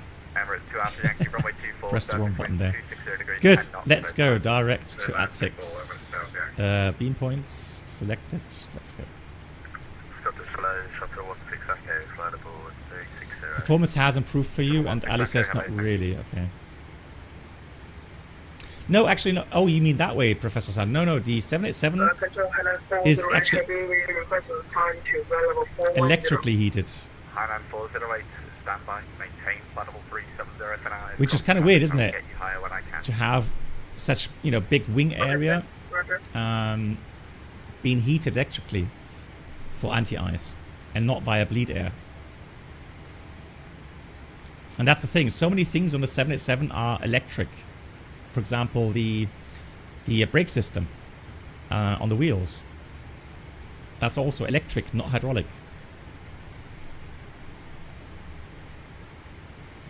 And then it has, cabin air compressors.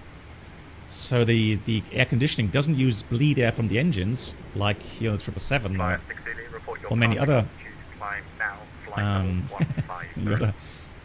and other, aircraft. So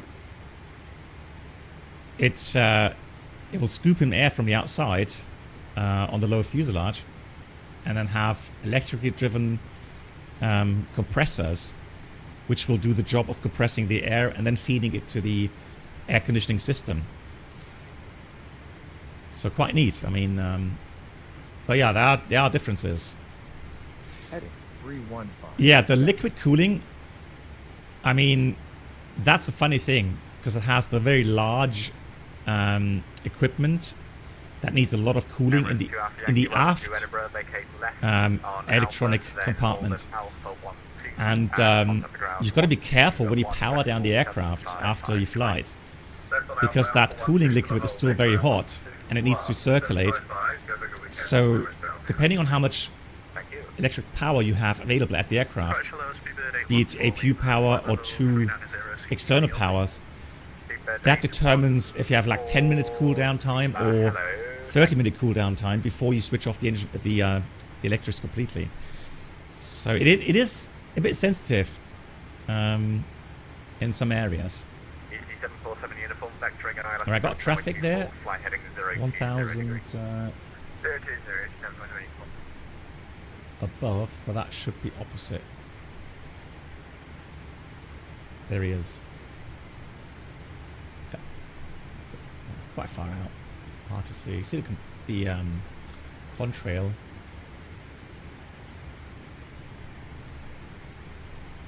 Rhino 38 Whiskey. Hey, Flight 4. 24, surface wind 260 degrees, 10 knots, clear to land. Runway 24, clear to land, Rhino 38 Whiskey Quebec. It is. DG747 uniform, descent 4,000 feet, QNH 1012. But I mean, it works. I mean, I've had, from all the flights that I've done on the 787, I never had any big electrical issues.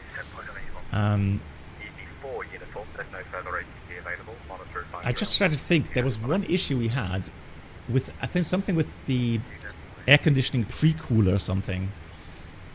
And there we had to go into the maintenance pages to look at the ingoing cooling liquid temperature, which had to be below a certain level. But otherwise, I mean, it's been a extremely reliable aircraft. Hello, stand by, clear. Paul, yeah, I'm doing well. Thanks for asking. How are you? I'm not sure. I'm honestly...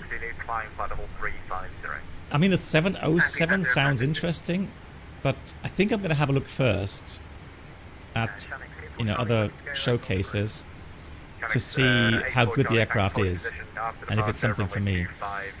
The L1011 TriStar, that's something different. I think I always found that one fascinating, so I think that's the one I'm going to get.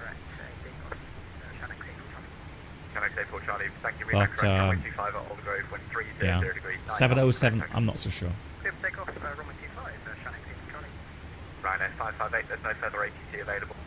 Yeah, it's already a lot of drama going on again. You gotta love flight sim drama, right? Ladies and gentlemen, welcome aboard the Captain Black. So Fly Sky Slow, thank you much for the 11 months. New subscribers should now pick up their pass to first class. Thank you. Well Express 711, there's no further ATC for you now, I'm afraid. You can monitor advisory 122.8, nice to see you. Yes, it was a pleasure. Thanks so much for the service. 122.8 World Express 7 on. Until next time, bye-bye. Bye-bye. It's really nice of him to come online. That was really cool. Flight sim drama is the best. It always delivers, yeah. So, what drama? Someone found out, apparently, that the developer, or the lead developer, Ellie, from Vector Studios there, is used to work on DCS, on DCS aircraft, so Digital Combat Simulator. I don't exactly know what aircraft, but there was some drama there. So now people are saying, oh, you know, that makes me really skeptical now for the 787. Well, I would just say, you have nothing to lose, guys. Just don't get caught up in a hype. Wait for the release. And then don't buy it instantly. Just wait, maybe give yourself 10 to 14 days. Okay? Then read through some forums. See what the aircraft has to offer. Watch some reviews from the streamers you trust. Look at how the issues are being solved by Vector. See how they treat their customers. And then if you're happy with, you know, the product and the support, and you think the price is worth it, then buy it, right? That would be the prudent way to go about it. I'm definitely going to get it, yes. Now, people have been speculating, saying, oh, you know, you're going to be a beta tester, and no, I'm not. I did write my name down in their Discord regarding content creator, but that is just to tell them, yes, I will be willing to do content on my own account after the release, but I will not be part of any pre-release hype trains or anything in that regard. I may, so one thing, I just will be totally clear. If they offer me a pre-release copy to try out, I will do so, but I will not showcase it. Even if I were to allowed to do so at some point, I wouldn't showcase it. I would just test it for myself to get acquainted with it, to see what it has to offer, so that by the time it's officially released, I've got my videos ready, I've got my review ready, and then I will pay for it. Right? I will buy it officially, and that way I will give you my honest review on it. Okay. But yeah, I mean, I see it the same way. Look at the clouds. Beautiful. I see it the same. Yeah, just, you know, just be patient. Don't fall for any hype. Don't fall for any other BS. Just wait. And, you know, grown up, so just give yourself the time and evaluate, right? And like I said, I'll be happy to give you my opinion, but it will be an honest opinion. And if I'm disappointed, I will tell you that if I'm disappointed. And if I like it, I will tell you. I'll tell you what I like. I'll tell you what I don't like. It's not going to be perfect. But for me, what would be fantastic would be the following. So one of the big things I'm looking forward to is, or what I emphasize on, is flight model. Because it's not X-plane. We talk about Microsoft 2024. However, Microsoft 2024 allows add-on makers now to model certain inertia reference points for your add-on and then link that up to Microsoft Flight Sim. So you can actually simulate, light aircraft, heavy aircraft, the way the aircraft would start a turn or do a turn, how it would react to certain outside influences. So the reason why, for example, the Aerosoft TOLIS A340-600 is actually flying quite nicely. I mean, it's a bit different, the flare, that takes some practice, but otherwise the hand flying is very nice on that aircraft, and it actually does feel, heavy to fly. It's because they have their own external flight model. All right, so they're already utilizing some of the SU4 aspects that were implemented. So flight model is important to me. I know how the real 787 feels to fly, and it flies fantastically. It flies so stable, even with gusty crosswind conditions. It's a real joy to fly. It's a lovely balance between flight augmentation and how a conventional aircraft would fly. So that's something I'm going to be looking at. And then there are a lot of avionic kind of specialities in the 787 that I would love to have. So not only the way it displays, information on the auxiliary display on the left-hand side or right-hand side, also things you could do on a nav display. With a cursor, being allowed to, let's say we have a thunderstorm right on our track here. So we have a thunderstorm there. So we want to circumnavigate that on the 787 on the nav display, and I think you can do that on the A380 as well, and probably on the A350 as well. So with your cursor, you could just click on a point in space there on the nav display, and it will then give you a coordinate in the scratch pad.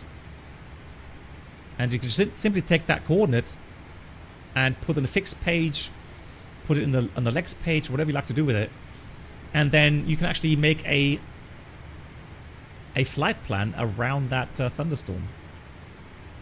All right, which is very neat. So there's many little features that it offers, especially as well the vertical display, so the VSD, which we don't have in the Horizon mod, for example. So that there's many things on the avionics side that I want to have modeled as well, right? I mean, things like CPDLC, PDC. That's something we have here. Checklist, nope. Please.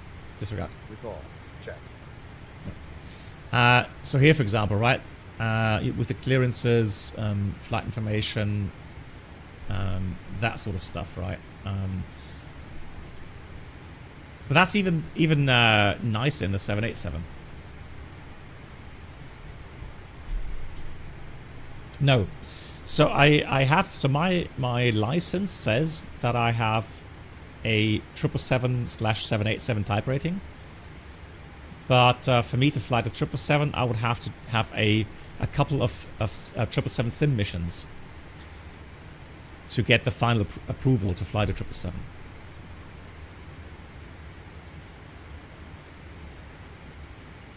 Hey, Bruno. Yeah.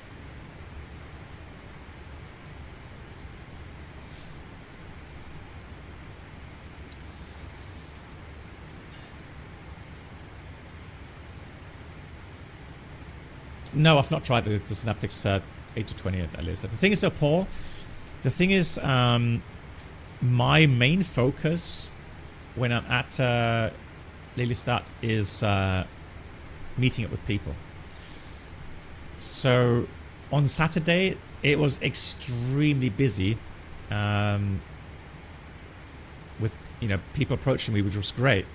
And then also, though, all the stands and everything there was a long queue. It was so busy to get to these things. And then on Sunday I got to the fair a bit late. I went straight to the Vector event, so the showcase. And then thereafter, again, I met up with some people. And then it was still pretty full. So then I decided to drive home at some point. So no, I didn't try any aircraft there.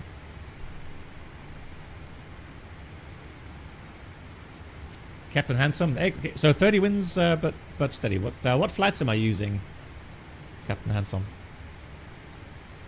Because I do expect some turbulence in the approach here and X-plane.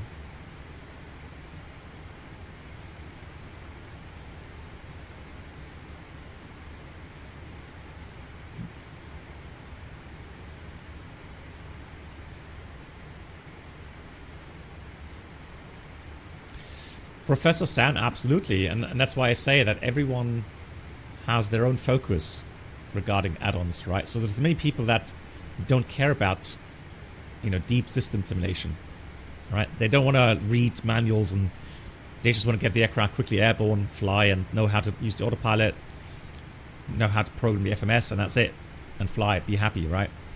So they look for good FPS, look good for visuals, good sounds, and then they're happy, right? No crash to desktops, all good. And then there's people like me who really prefer system simulation.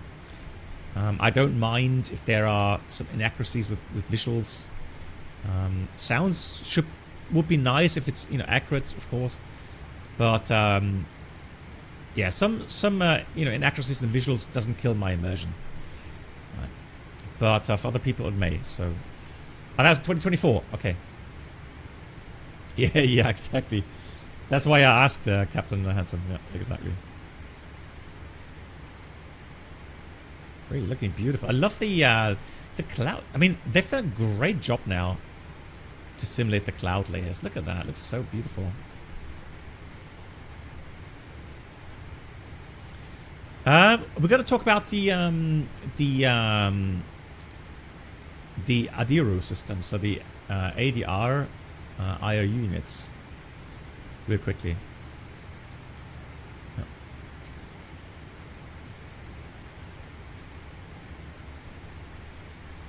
David asked if you had to choose 3 pay-away aircraft, both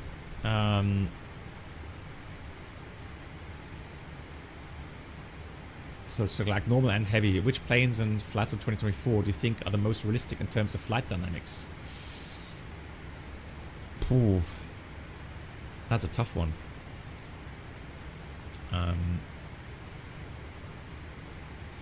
I like so aircraft I like, the ones I feel that or think that feel realistic would be the iFly 737, I think has a good flight model. The Tolis A340-600s has a good flight model.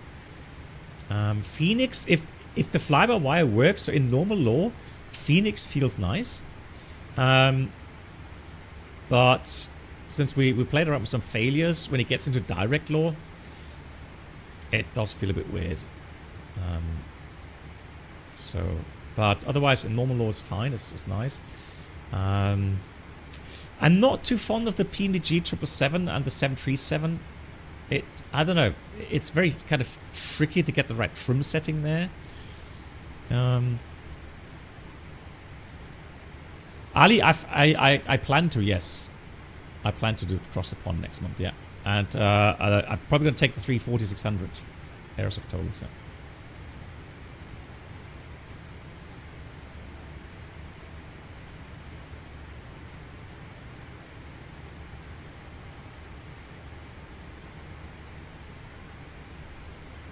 Hey, oh, that was you, Quas. Quas, I'm sorry. Oh man, why, Quas? So usually, I mean, we I've had the pleasure to have you as ATC with me on VATSIM so many times.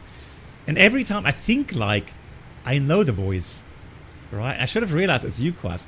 So Quas, a big thank you that you came online. And I give you a big round of applause for that, guys. So Quas is a real-world air traffic controller and does also VATSIM controlling. And he was the wonderful person that gave us the SRA approach in Gibraltar. There's a video on my YouTube channel where you can have a look if you're interested in what's the SRA approach. Because that was so fantastic. Welcome aboard the Captain Black Box infotainment. And yes, Quas, hats off, you were very busy. New subscribers should now pick up their pass to first class. And Stormy Flyer, thank you so much for gifting us up to Quas. Stormy Flyer, vielen Dank. And Fly Sky Slow, again, big thank you for the 11 months.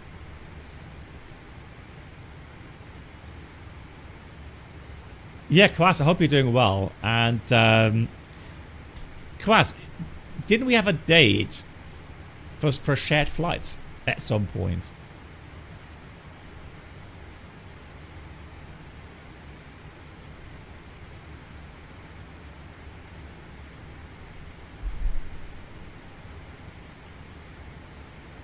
Cargo pilot tonight. Oh, gonna what? Real world flight, like holiday cargo pilot, or VFR flying, or what do you mean? Oh, okay, you're in the middle of a house move at the moment. Okay. I tell you what, Quas, no worries. I've got plenty of time. As you know, I'm retired, so I've got plenty of time throughout the year. Just give me a shout anytime. Give me a shout, and we'll arrange something. It would be a pleasure. Cargo pilot, real world, nice. Yeah, so cargo pilot. Not sure if you were in at the beginning. So if everything goes well, 14th of April, I should have my first real world Cessna flying again. Training flight. Trying to regain my PPL license, SAP license. Thank you much, Quas. Once again, thanks for trolling. Have a good dinner. It was a pleasure. Thank you so much.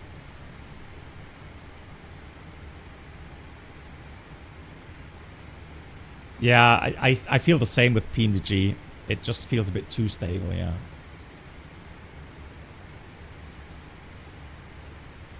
Cargo pilot, you don't want me to be anywhere near me when I'm flying, doing a training flight. So I've contacted a friend of mine who's a real-world 747 captain, training captain. Very, very nice character and a very professional pilot. And so I know I'm in good hands with him. Meaning, if I'm just not proficient enough, he will tell me, right? So he will definitely be honest throughout. So that's something. Yeah, I look forward to. Yeah, so he said as well that I should take, should get the SAP and then also get the IFR rating with that. I know there's a lot of people saying single engine IFR rating, don't do it, but the thing is that I don't want to fly IFR like in marginal weather. I want to have IFR to sometimes get quickly from A to B, right, and not have to worry about which airspace I'm in, where do I have to contact who. You know, so flying IFR can make things a lot easier on especially longer flights. Exactly. It's more for, you know, easier flight planning. I agree.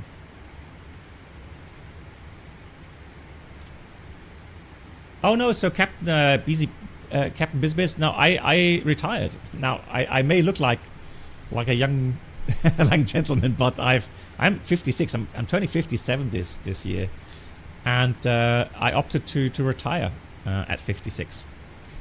So now I am going to enjoy flying when I want, right? When the weather is good, and I'll decide on where I want to go.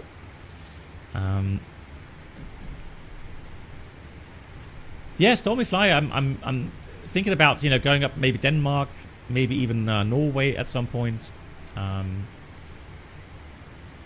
But I've always said, and I've said it many times here for many years. I always, because people ask me if I was still doing some GA flying, And I said no because I'm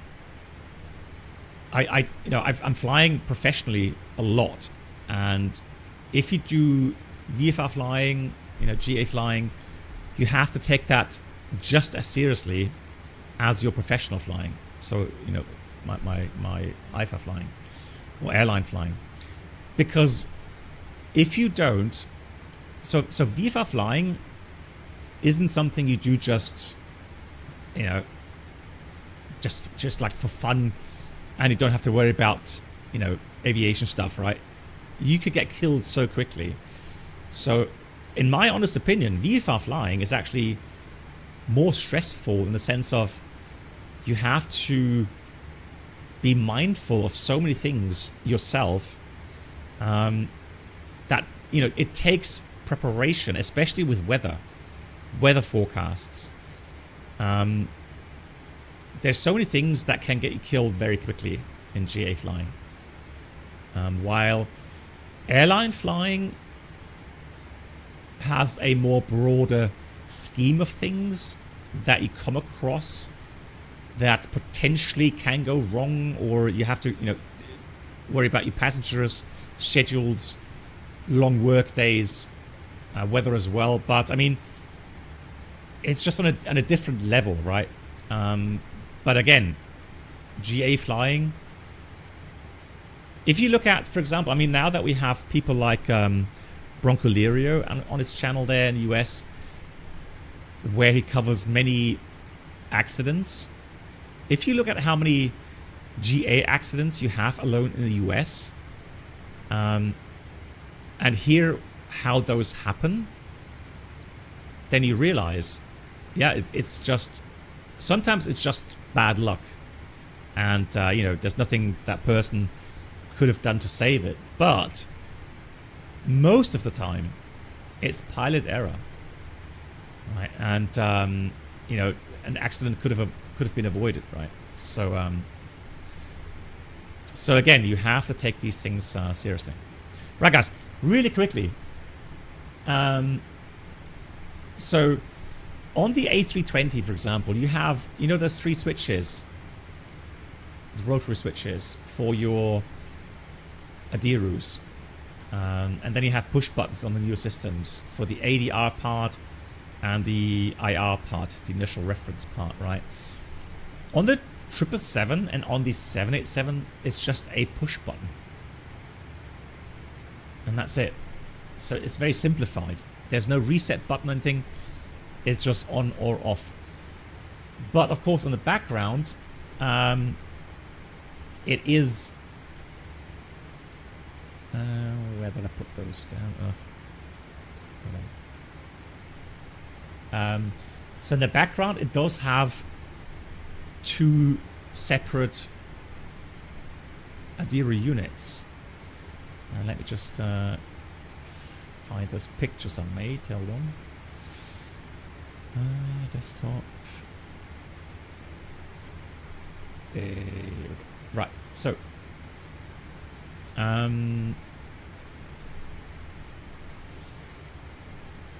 Now this is still from the A320 part, but I mean, in general, it does apply also to the 777. So today's initial reference systems are an improvement on that. Old designs, they had these mechanical gyros, right? Gyros, as you know from physics class, when they spin, they are stable in their position in space, not to Earth. Very important, to space, right? So as long as they rotate, they keep their position, if you like. So if you turn on the axis, you will feel a force, right? And that can be measured, translated into certain turns or certain accelerations in a certain axis. Now,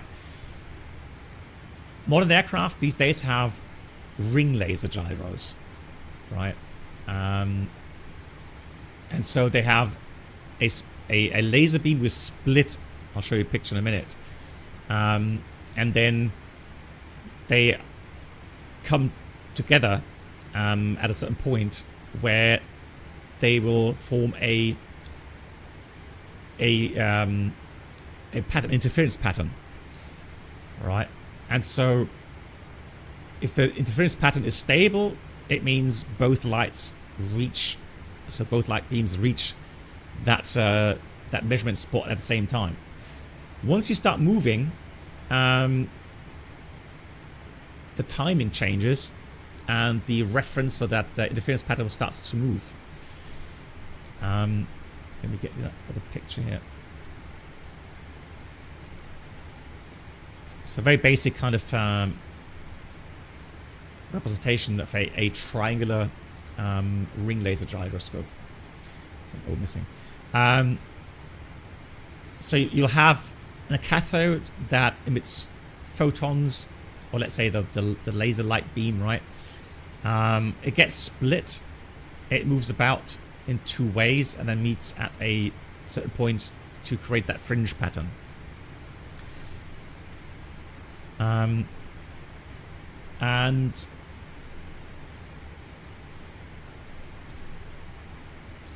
so as soon as there's an angular rate around the input axis, that interference fringe will start to move in one direction, left or right, depending on the angular rate direction. And the measurement is a simple digital procedure using pulse counting by an optical pickup. And that way, for that axis, remember we have 3 axes, it will then be able to determine a movement around that axis, right?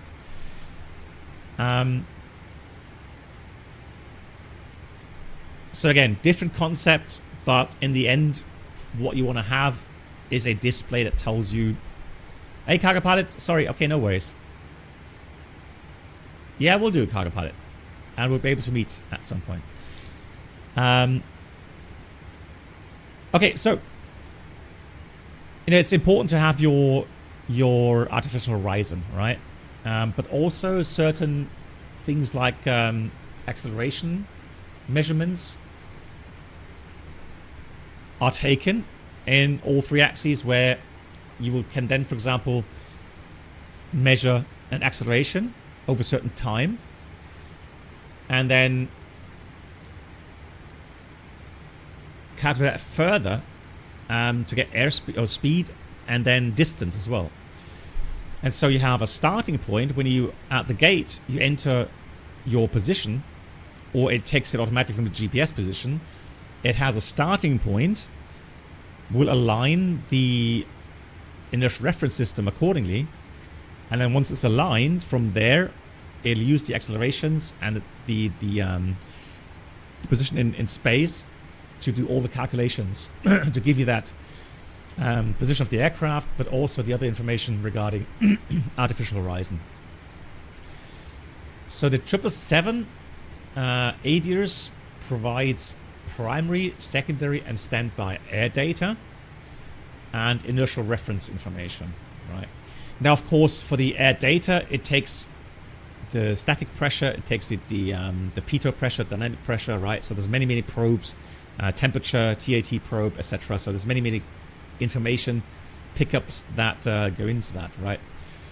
So the major components are 1 air data inertial reference unit, 1 secondary attitude air data reference unit, SAARU, 8 air data modules, 6 static ports, 3 pitot probes, 2 angle of attack vanes, and then 1 total at temperature probe. Yeah, exactly. Without what single push button. Yeah, I mean, still, it has simplified a lot of things, right? So the ADIRU unit is the primary source for speed, altitude, attitude, and inertial navigation position information, right? So the ADIRU processes information measured by its internal gyros, so laser gyros and accelerometers, and from air data module inputs, angle of attack vanes, and other systems. The secondary air data reference unit is a secondary source for speed, altitude, and attitude information. This is a bit different to the 787. So we'll cover the 787 with the Vector add-on once it comes out, because it is slightly different in that regard. But yeah, so they got some background info regarding the ADIRU unit, which is hidden behind this push button here. Right. Yeah, you think about it this way. So if you are stationary on the Earth, the gyro keeps its position in space, right? So that's why you have, if you have a mechanical gyro, let's say on a small aircraft like a Cessna, you will have a drift. So your heading will start to drift. Why? Because of the Earth's rotation. And the fact that that gyro, that spinning gyro, keeps its position in space and not relative to the Earth. Right. So that's why you have to readjust your heading on an aircraft like a Cessna from time to time. So maybe we can demonstrate that on an aircraft at some point that simulates the drift.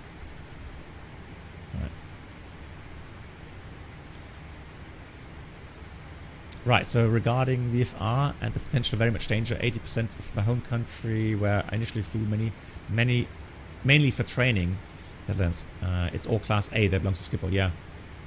Yeah. So I think nowadays though, so I've got a very nice kind of comparison. I just checked my logbook. I had to get out my old logbook from my time. I was flying the Bonanza, Baron, and then the Cheyenne, and then I flew privately after I finished my training at Lufthansa. I was out of work for almost 3 years, and then I flew Cessna 172, 152 to keep my license current, and it was interesting to take that logbook out again. But yeah, my last PIC flight on a Cessna, so on a single engine piston, was 29 years ago. Yeah, 29 years ago. So long time. Back then, we didn't have GPS in the aircraft. We didn't have a moving map. We were flying along with paper charts on our lap. There was no iPad, right? We didn't have iPhones. And so you had to be really, really careful in not getting lost. So navigation, meaning looking outside or doing, time track or time heading checks, was immensely important back then. I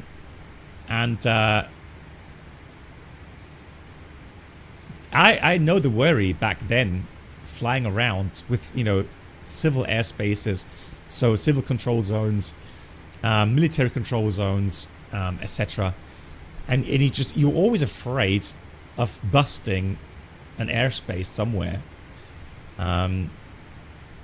So the best way initially was to make sure you fly around your part where you live, or where the aircraft is based, right? And just slowly expand as you get to learn all the airspaces, ladies and gentlemen, and know all the kind of navigational waypoints just by looking outside, right? Now pick up the pass to first class.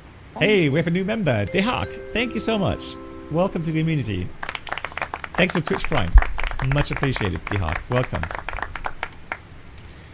No, there was no Sky Demon back then. No. So, yeah, it was a different way of flying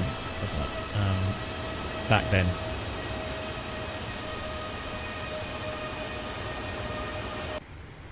What I also find interesting is, when you're used to flying jets, things go fast. And then you fly props that go, 120 indicated, right? But still you get ground speed sometimes, 150, 160 ground speed, right? That is still pretty fast.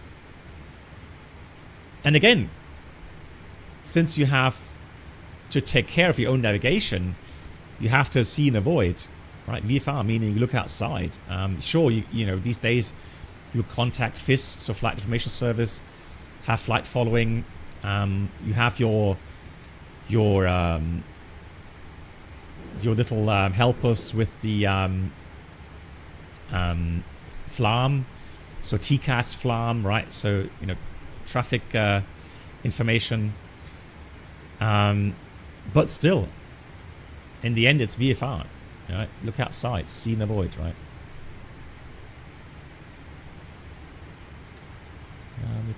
Oh yeah, yes. So,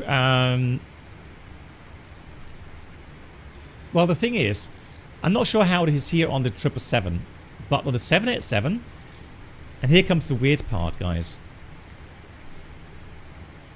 The 787, for example, takes all of the air data and then votes for one to be the best. And that's actually shown on both PFDs. So it's not like on the A320, let's say, where you have on the captain side from the captain pitot and static, on the right hand side co-pilot FO pitot and static, and then standby instruments from the standby ports. Here on the primary flight displays, FO and captain, it's the same source. And that's why it's showing that currently it's taking it from the right hand side.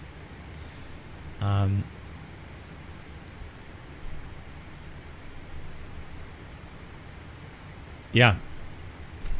I would have to check or check that more often if that changes from time to time, right? Although, let me just have a look here, guys. I don't want to break anything too crazy, but let's have a look. All failures. Let's see. So this is the ADIRU, and then from our, what was our abbreviation there? Hold on. That was the SAARU. SAARU. Look at that. Right. Oh, yeah, maybe did I press the right autopilot? Hang on. Let me just try that. Autopiloting. Yeah, he's right. Maybe that's the reason. Maybe I pressed the right autopilot button before. Yeah, that would make sense. I mean, you know, if you engage left autopilot, it should take the left data. Makes sense. Right. Now, let me just try something. Let me go again with the right-hand side.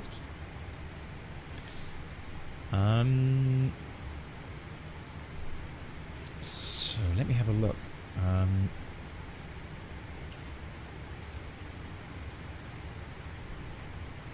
Let's see what abbreviation is that.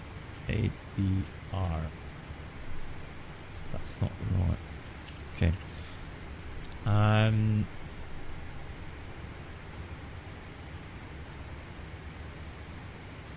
not sure what we would fail with that.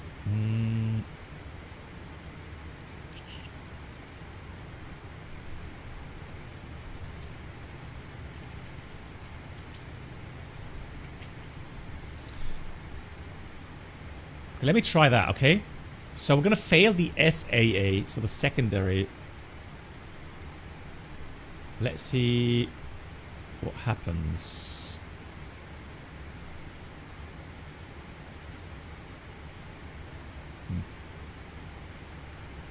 That's the thing, on the 777, I'm just not sure.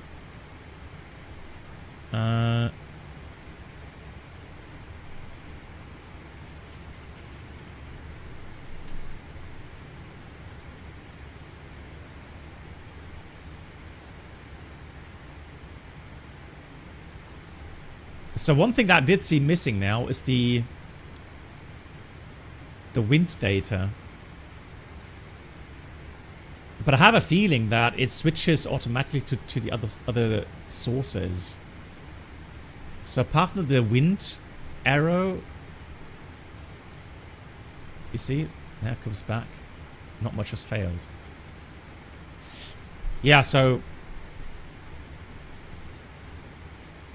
on the 787, I could tell you exactly what's going on, but here I'm not so sure.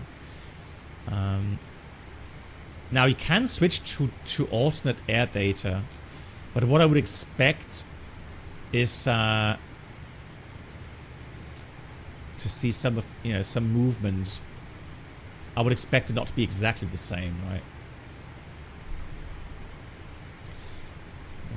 We've got Aldan coming up. Just make sure that we're not busting anything here. Yeah, so unfortunately, there's nothing that I can fail.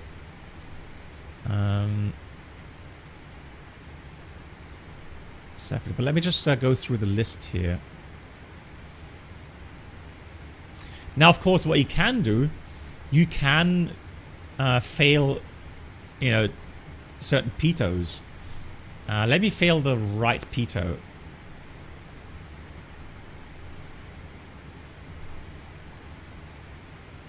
But again, I mean, if it's voting for the left to show,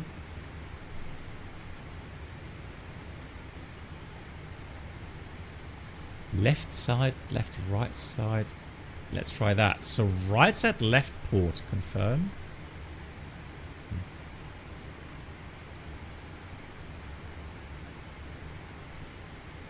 Yeah, again, I'm not sure.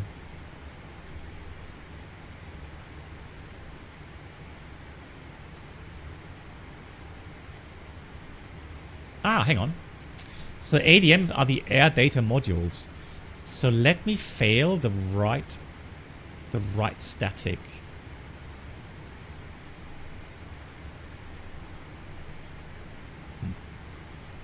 Right, let's fail the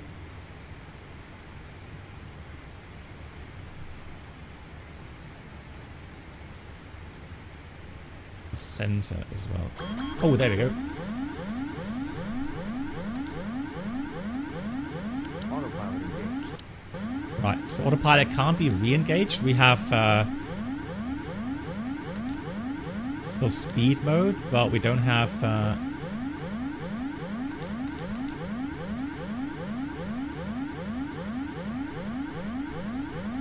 why can't I cancel that? Yeah, maybe some inaccuracies regarding system behavior. Let me fix that again.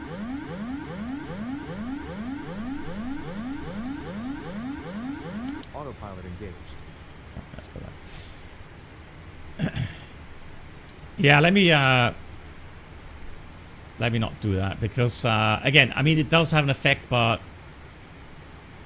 I'm not sure about the system architecture behind that.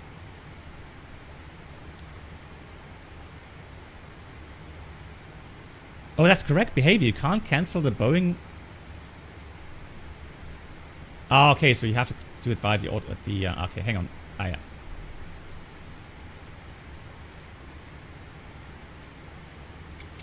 Yeah, so you can only do that with the push button here. Yeah, that's true. Correct. Right.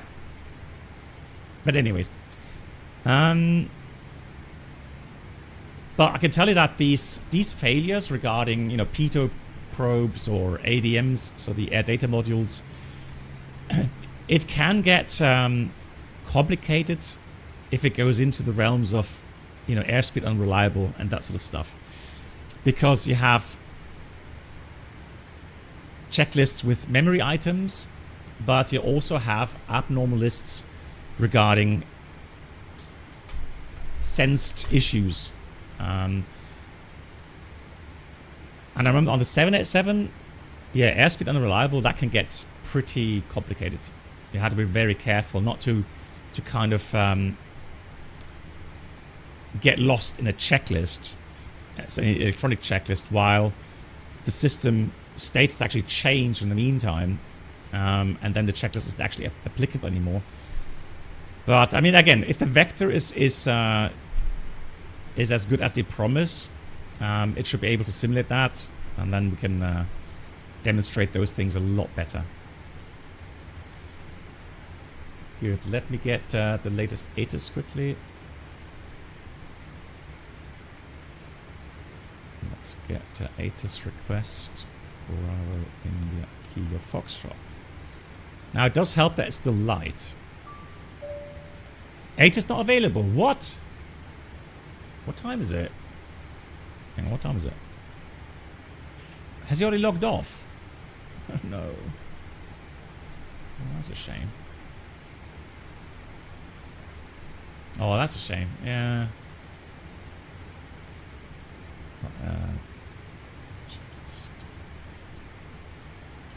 Cancel. We could press this cancel here. All right. Then try Meta, shall we? Manager. Information.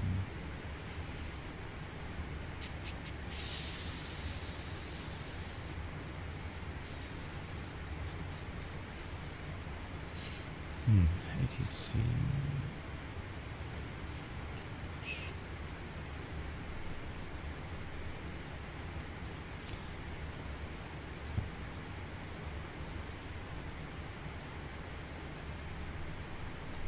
What's a TWIP? Never heard that one before.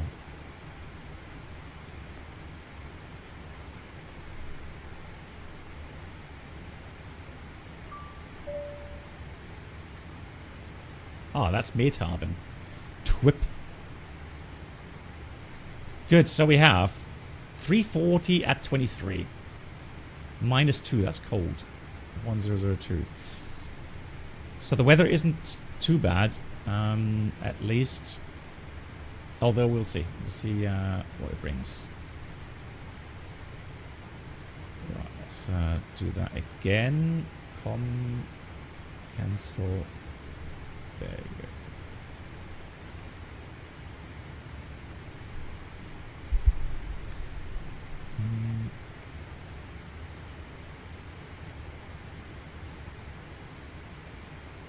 Okay, so Star Miner, that's a good question.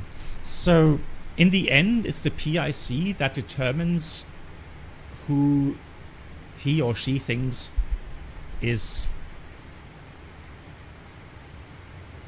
best to land the aircraft in terms of, like Captain Bizbiz is writing, in terms of CRM and procedure, right?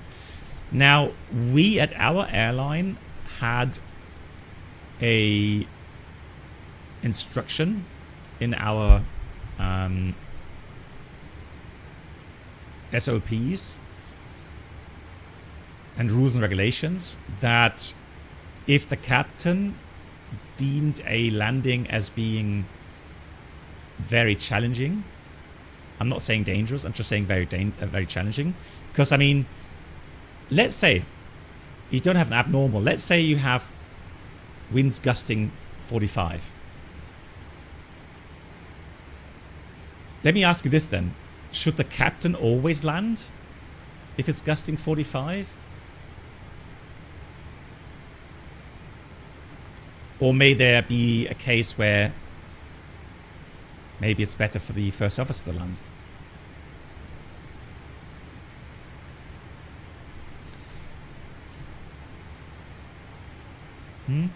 Yeah, I get your point. Where you think it may be a good idea for the first officer to get some landing practice. Yeah.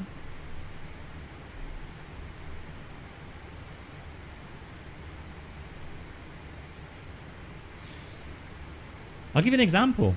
So let's say I'm a really new captain on the Boeing 747.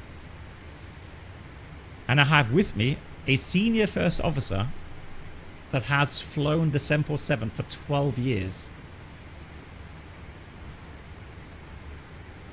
All right? And, you know, I would ask him regarding his experience with crosswind landings in these wind situations and so on. And so then me as a captain would say, you know what? As you are way more experienced in crosswind landing, and if you land, I have all the capacity to monitor the flight path, and I can still take over or call go around. right? So in that situation, theoretically, even though it's what we call a challenging approach, the captain may say, I'll let the first officer, the senior first officer, land the aircraft, right, for the reasons I've just mentioned. The same could be true for, you know, things like a flap abnormal.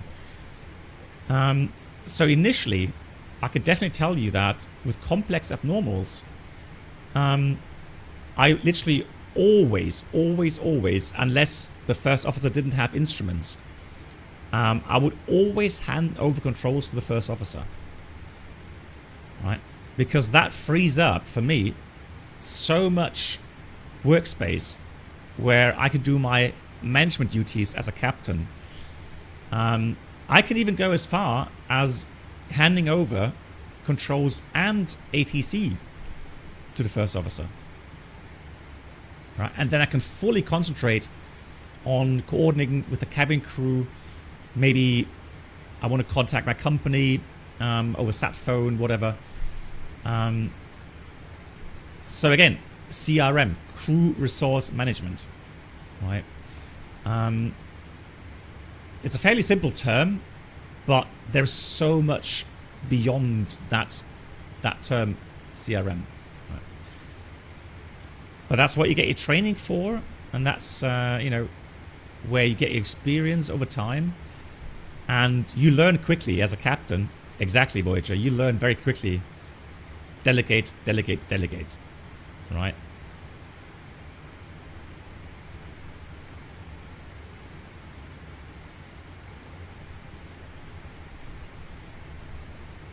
Yeah, there's so many things, so many situations where it does make sense, and I mean, you have to just understand, Paul. Yeah. You just have to understand that a first officer, even if he or she comes straight from the flight school, sure, they are lacking a bit of experience. However, when it comes to their training, their knowledge, as far as I found, it's always really high, right? They are very motivated. They have a high level of system knowledge. They know the procedures. They're very motivated, and you know, they are very happy to take on, you know, some of the tasks that you give them. 120 set. Let me go quickly for the landing. Let's do the calculations quickly.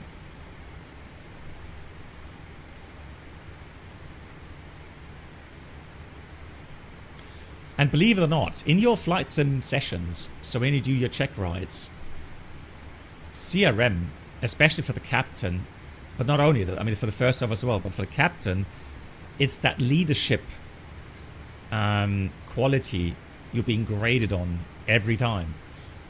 And, you know, an examiner will look for exactly that, right? There's so many different building blocks for a pilot. You know, not only use of automation, hand flying skills, workload management, crew resource management, leadership. There's so many blocks that are being rated.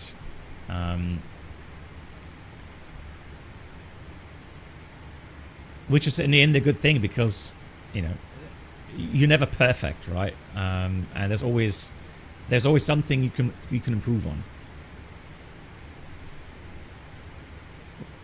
23. Temperature's -2. Yeah, cold temperature correction. We'll go through that in a second. VNAV path. Auto throttle idle. There we go. VNAV path idle. 1002. Auto throttle hold. Good. Landing weight. Let's have a look. 230. Let's say 230. But I mean, with lots of headwind, long runway, I'm going to add 5 knots for the wind corrections at least. We want to have no credit for the reverser. It's windy. We'll do a flap 25 landing. We have a long landing distance, so that's fine. We'll use engine anti-ice, brakes. Let's try brake 2. Calculate. So for that, it gives me a required landing distance of 2,766 meters. I'm not sure if that's factored or not. But if I look at the available distance, runway 01 has 3,054 meters. Yeah. So plenty of buffer there. And we want to vacate fairly far down anyways.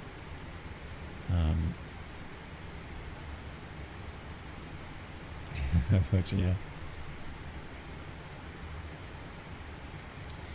Star Miner, I mean, that's when you do training, but on those, be careful with the speed here. On the check rides, it's a fixed program on the first day at least, where the check captain or the training captain will definitely monitor your performance, and then if he or she determines that you have some deficiencies in certain areas, those blocks I've just mentioned, then on the second day you have some other scenarios. There's a list of scenarios they can choose from to practice and improve your skills. So that's why it's called evidence-based training these days. So they're trying to get away from the check terminology. I mean, in the end, it is still a check, but they do want to get away from that a little bit.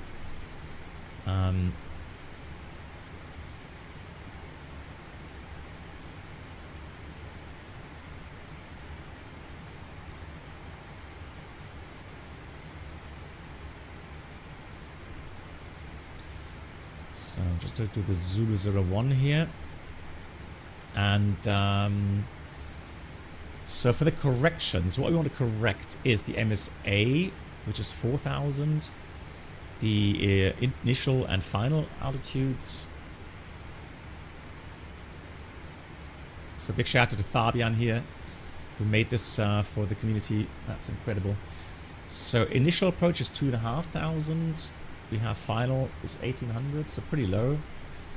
Gotta be careful with that. MDA is going to be 340, rounded up. And flight path angle 3 degrees. Yeah, 3 degrees. Good.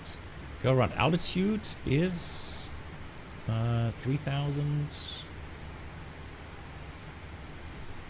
So it's 3,000. And let's say 2.5 is fine.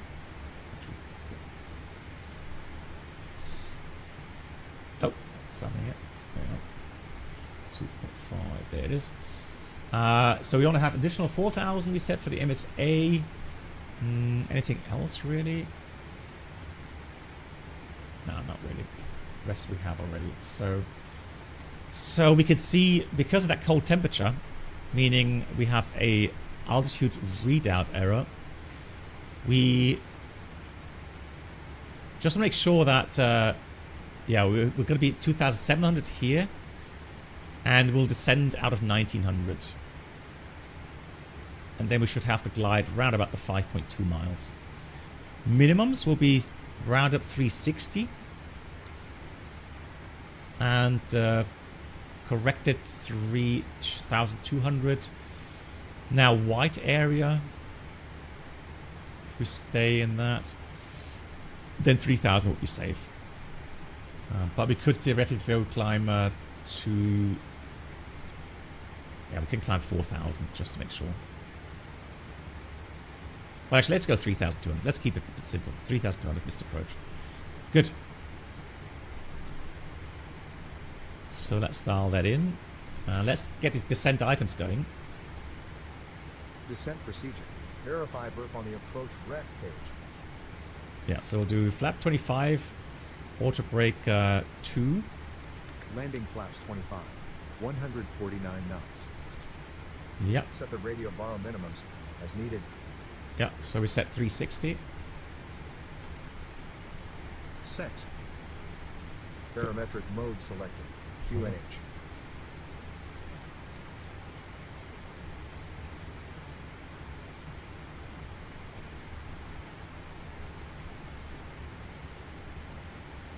.360 set. Still not ATC. Captain, this is your item. Ready when you are. QNH selector 1002. We'll pre-select that here as well. 1002. I'm holding here for your action/input on this step.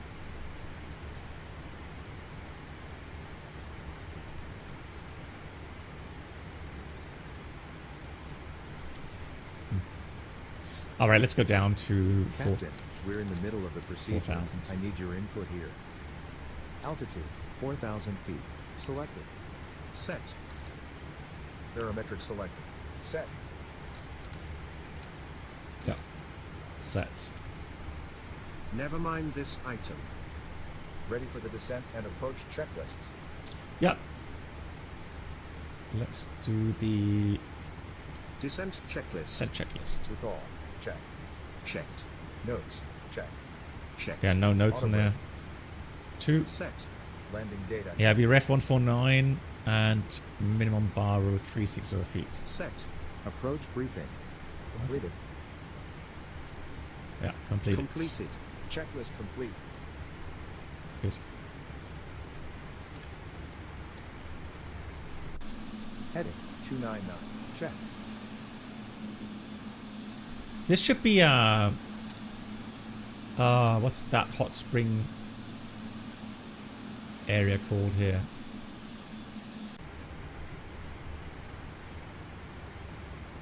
Lovely sunset. Good. So let's check the approach chart quickly.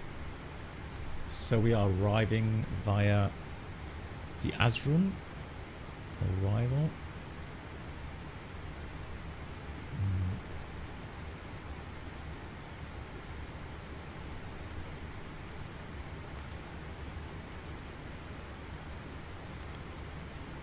November.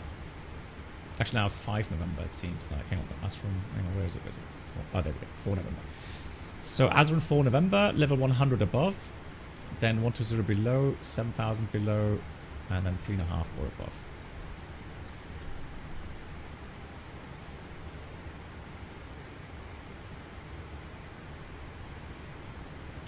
That looks all good.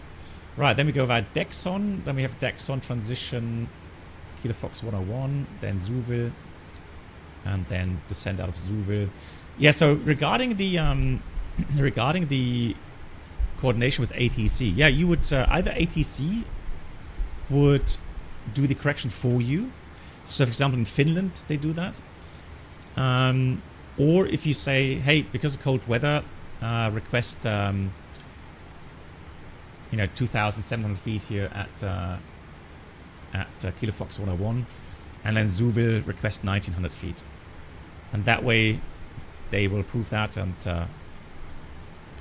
you can fly that.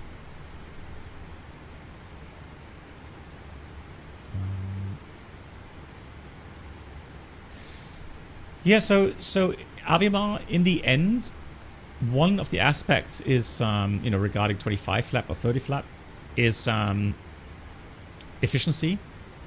Right, fuel is expensive, as we know. So you want to conserve fuel, minimize the hit on the environment.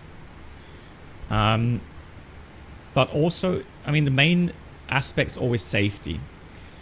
So as long as you don't have any aspects that may hit you negatively, like tailwind, strong descent, steep descent angle, short runway where you have to have very strong braking, then of course you would go with the lower flap setting, flaps 25. So as soon as you have something that means I'd rather have flap 30 for safety reasons, then by all means you would go with 30. Now if you have very high wind speeds and gusting winds, then potentially you have a high likelihood of getting wind shear. And so when you do wind shear procedure, what is something you don't do?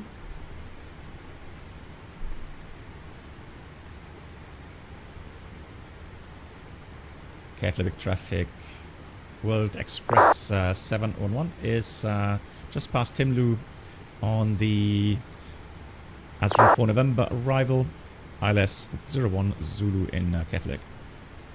Exactly, don't change the configuration, right? And then what's better, if you have a wind shear situation, is it better to climb out with flap 30 or flap 25? May not sound like much, but flap 25 has a bit less drag and gives you better climb out performance, right? Yeah, exactly. So that's the idea behind that.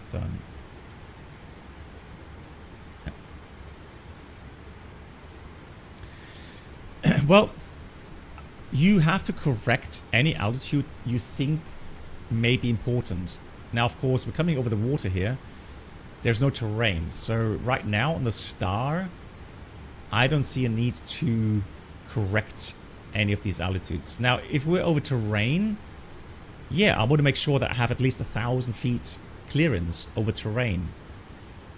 And then to accomplish that, I may have to do the cold temperature correction on those altitudes as well. Again, as a PIC, I'm required to make sure I have my, opposite clearance all the time.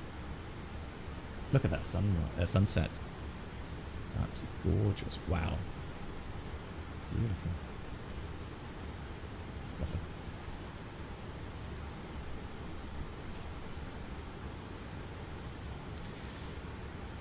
Lovely. Again, Jacob, it all depends on how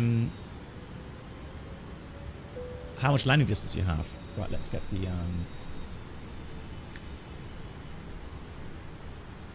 seatbelts on, lights on. Actually, let's do the, what's this, approach? Approach procedure. Oh. No, let's get the lights on here.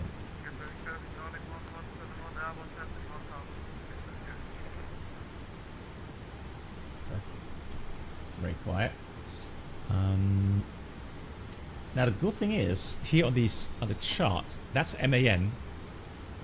These are departing traffic. So he's also coming into land, maybe. Still a lot of traffic around. Keflavik traffic, ISA 432, taking off runway 01, Keflavik. Okay. So he's inbound as well. MAN, you may watch out for that traffic there. I should be ahead of him. Yeah, he's descending for sure.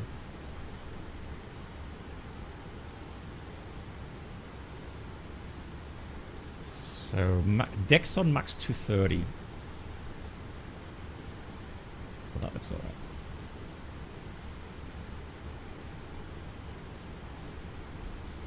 There's a go around. Ah, okay. Thanks, Abimo. Okay, I didn't quite hear that. Good. Yeah, alright. And one more thing. So after landing, depends on how much traffic there is on the run in the approach. So ideally, I would like to vacate at the end. But of course, traffic, ISA 432, airborne runway if necessary, we'll vacate here Kilo 1, Echo November. Yeah, and then we'll taxi to the apron there. Should be parking somewhere here.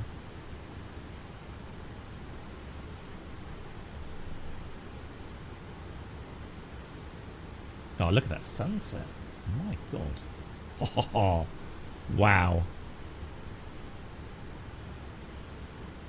The reflection there from underneath. That's really cool. I have to say that was, yeah, lifetime, yeah. 2005, yeah. UTC. And it should be on the right date because I ticked lifetime, track real time. Well, no, it's automatic. So it should recognize any icing automatically. Yeah, Bruno, right? Wow. Yeah, good job. Like that. So 230 knots. I'm going to go open the speed window here. That's the go around, I guess. 229 knots. Selected. Yeah, so he should be on the ILS soon. Keflavik traffic. Will Express 711 Heavy is 5 miles east of Dexon for the ILS Zulu 01 in Keflavik.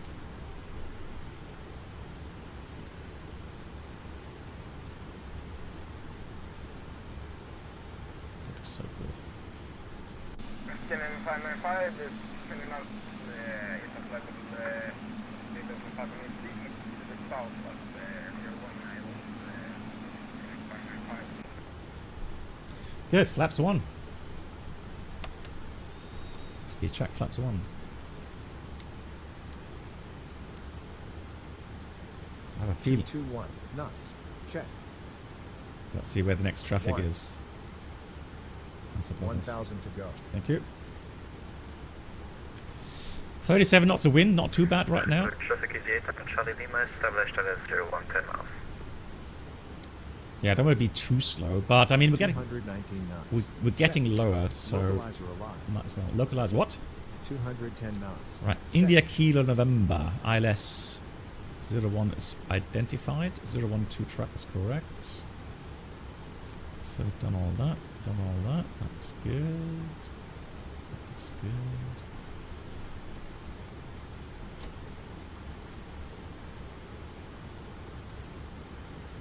All right.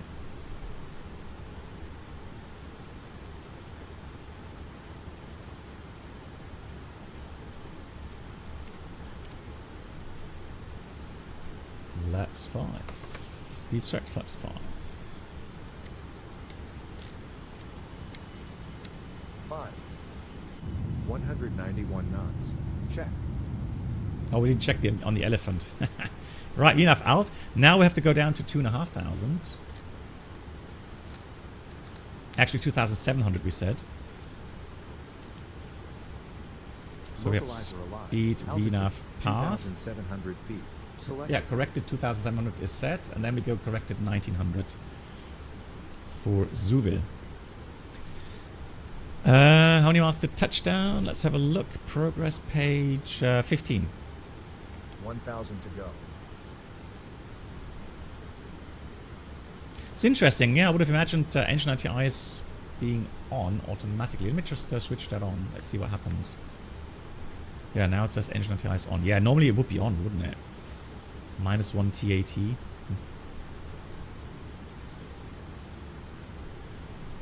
Yeah, we may as well.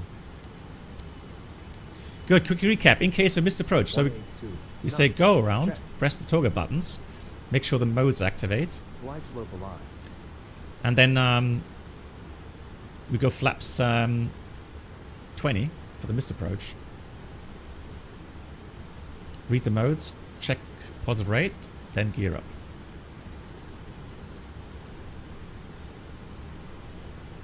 Heading 309. Selected. Yeah, I can go down to 1900 now. Set. Altitude 1,900 feet. Check. Yeah, it's getting bumpy. See that? Love the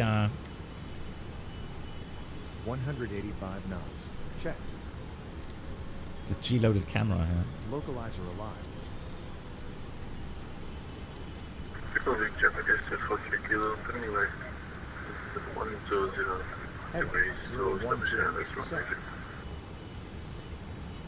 Keflavik traffic, World Express 711 Heavy is 9 miles, ILS 01 in Keflavik. Right. I am going to put the flaps to 15. On localizer. Right, Below glide slope, 1 dot below, 179 knots. Lock. Check. 1,000 to go. Traffic easy now, Charlie Lima, landing when with your left. Gear down, flaps 20. Speed check. What? Left. Gear down. 168 knots. Set. I didn't command that. What? Oh, there we go. Breaking up the clouds here. Lol. He did that on his own. 20. Yeah, flaps 25. Gonna arm the speed brakes. Speed brakes armed. Check. Ready for Keflavik traffic, wind speed 693, heavy 15 miles southwest of KFI 02. Minus 400 feet per minute. Set. Good, so we have 33 knots headwind, but the component is about 30, so we're going to add the 15 knots as a speed increase. So we'll have 59, 64. That's a capture, flaps 25 set. Check. Let's do the Approach checklist. Altimeter. yeah 1002 set. Flat slope is active. Landing checklist, please. Checklist complete. Checklist complete. Auto land 3. Auto throttle on. Manual thrust. Manual flight. Let's see how the aircraft handles. Keflavik traffic. World Express 71 on heavy. Currently 4 miles final. 01 in Keflavik. So I can see that traffic has already vacated. Keflavik traffic, windmill 693 heavy, 5 miles southwest of Dixon. What I like is you could feel the aircraft is being impacted by the wind, but I mean it's a heavy aircraft, right? It's a big aircraft, and so it should move about as much as a an A320. 1,000 is checked. 1,000. Unstable. Did you say unstable? No, it's stable.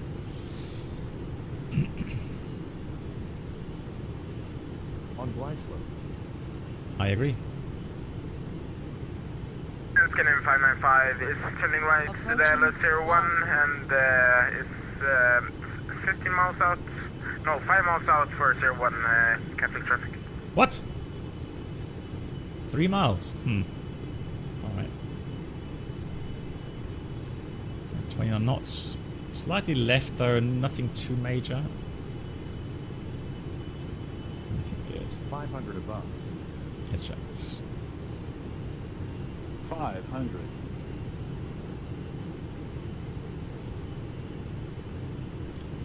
Gotta love the fact that it has glide slope 400. and a par piece matching up. That's cool. Approaching minimums. 300. Minimums. Continue. 200. 100. 50. 40. 30. 20.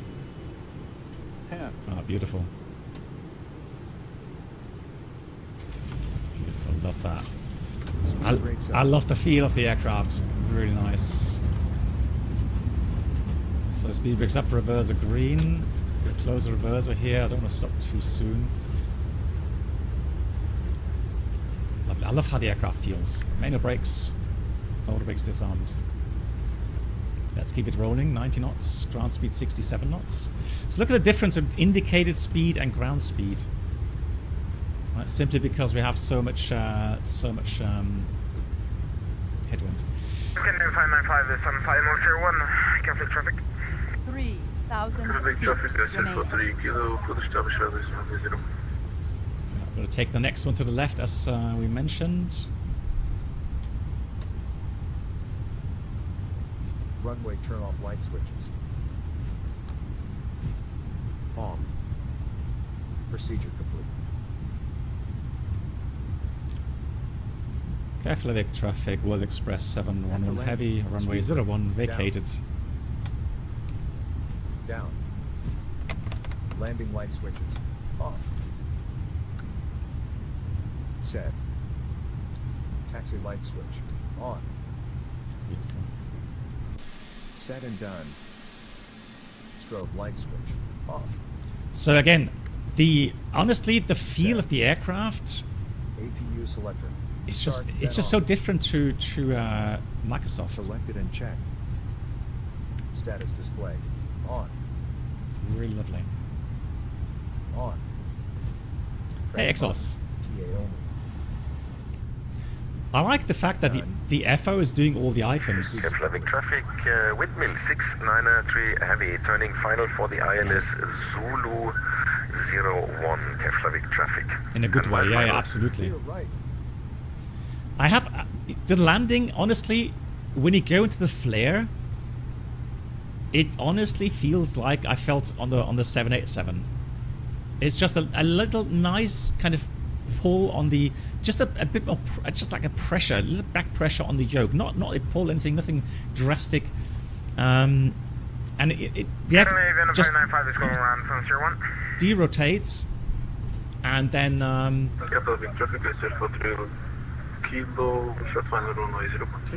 the aircraft just behaves as you expect IRL, and that's what I really love about it. Really nice. Keflavik traffic, windmill 693, established ILS 8.5 mile final, reducing final approach speed. Right, let's go 73 here.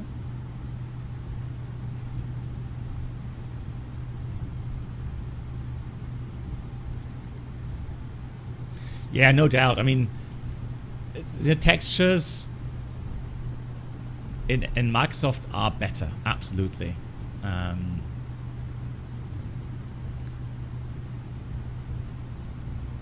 not gonna defend that in any ways, but for me, flight model, it's just, you know, it's just important. And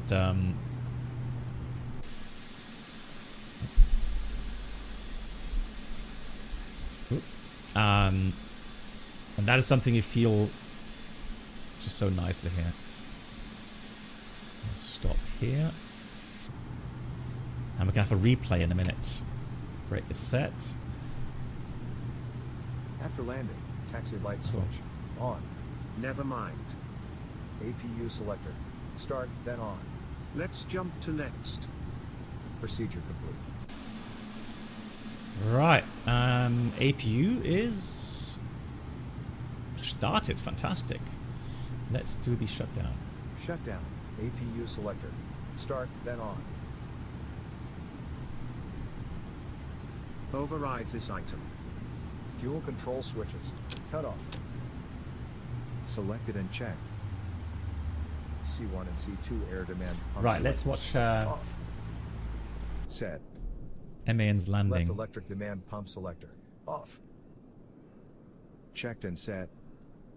Right, C1 and C2 electric primary pump switches. Why is it off. Vibrating that way? Off. Right electric demand pump selector. Off. Selected. Fuel pump switches. Off.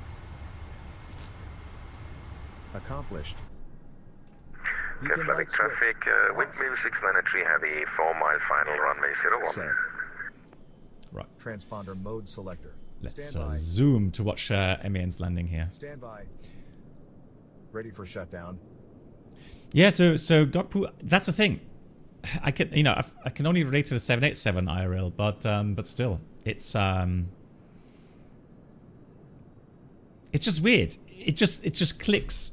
You know, you fly the aircraft, you land it, and yeah, there's just a lovely feel to it, just like the real aircraft. And you feel like you're rounding out, and the way the aircraft reacts to your inputs, and then you come to the ground effect, and you know, then it just very small corrections thereafter. You probably saw that, very very small, minute inputs to keep the pitch nice and up, and then the way the 777 and I guess the 787 as well then just settles down so nicely on the main gear.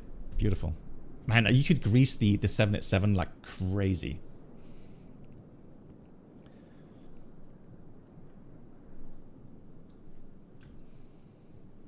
Right, come on MAN. We're counting on you.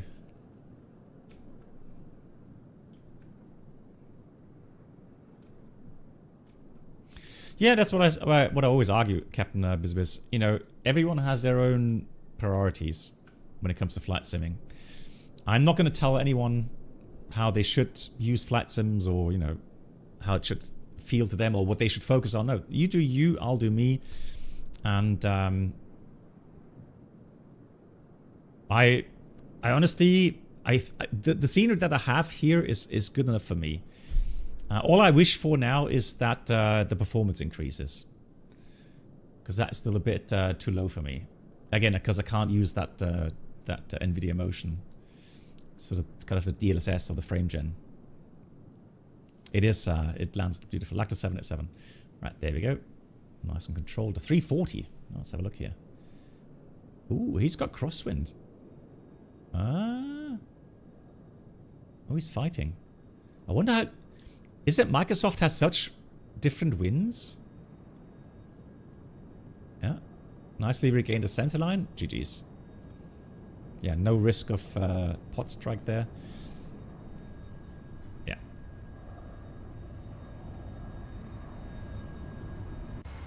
GG's. Good landing.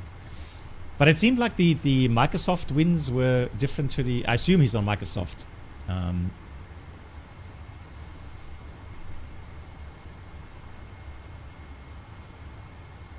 It could be Aviemar. Maybe that's why they had somebody go around. So you're right. It could be. Yeah, I agree.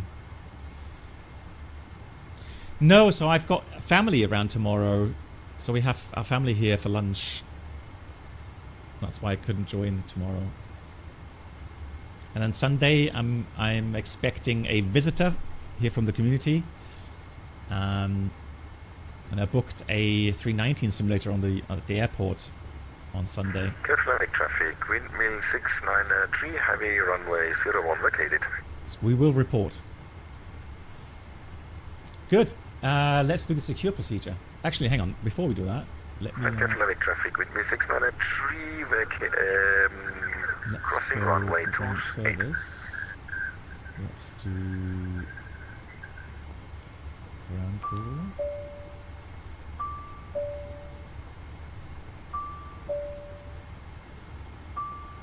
A shared cockpit, but... This is the captain. How do you hear? Ground is ready. Sir, you need to establish communication Good with night. the crew by saying hello. Heute mach's gut. Gute Nacht. We are in need of some equipment. Which one? Transporter, right fuel truck, forward baggage loader. Clock After shifts on. loader. Oh, you're right. Will do. You are correct. Yeah, I need to adjust the time. You're right, Aviemar. Thanks for the reminder. Good call.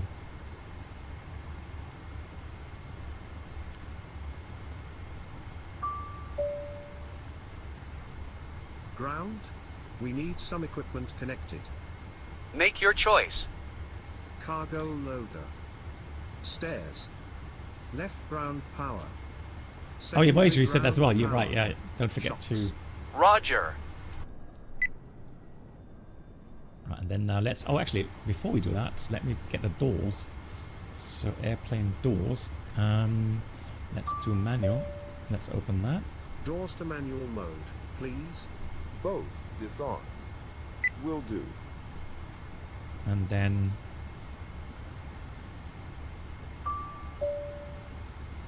Please open the hatch. Will do. Right, there we go. Now we should have our elephant deboard as well. There's MAN coming in. So where's our elephant? Hang on. Where is he? Hold on. Let's hope we didn't forget the elephant. Oh no, he's there. Right at the end. 3 Formula 1 cars. Yeah, Fabian, exactly. Nice. Offloading the cargo there. I hope you have some time. We're going to offload the aircraft and then we'll watch a replay if you like.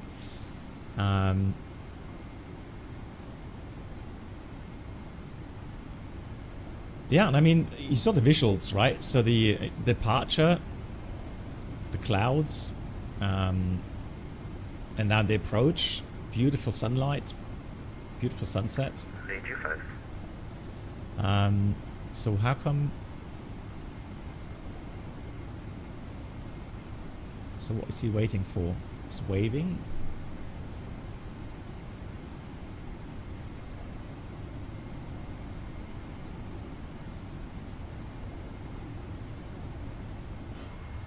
What's happening?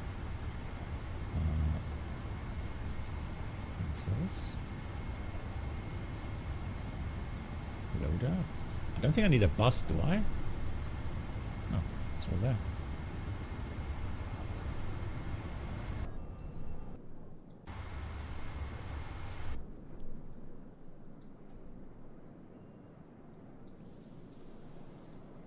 Anyone know? Do I have to call the loadmaster? Yeah, oh, maybe you're right. Maybe I have to call the loadmaster. Sir, your mic should be on cabin for this to work. Oh, sorry. It should be. Thank you. Thank you, co-pilot. Yes? We are ready for the freight unloading. The freight will unload now. Thank you. Please start offloading the luggage. Certainly. Certainly. Yes, Captain. Of course, Captain. Right away, Captain. Can I find out how this 5 miles out for 01? Oh, come on. That's the thing with my my Brunner yoke. It seems like the hat switch has a loose connection. So it sends somehow it gets connected every now and then. And I have it set to a viewpoint, so it keeps resetting the viewpoint, which is quite annoying.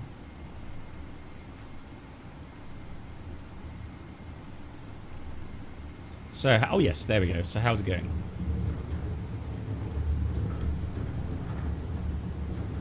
Here goes the first Formula 1 car. Nice. Oops.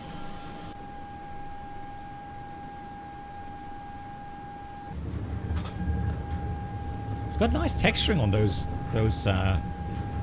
cars here. But it costs a lot of FPS. So back here I have like 30 FPS.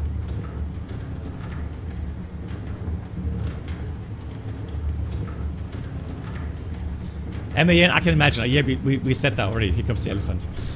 Yeah, we thought so. Yeah.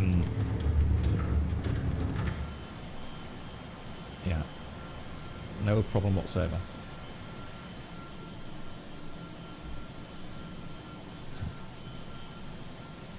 Canadian 595 is on final or what?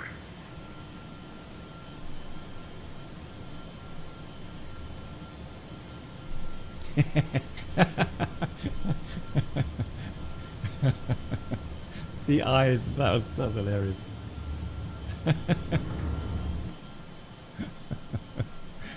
The elephant doesn't look too happy. Traumatized.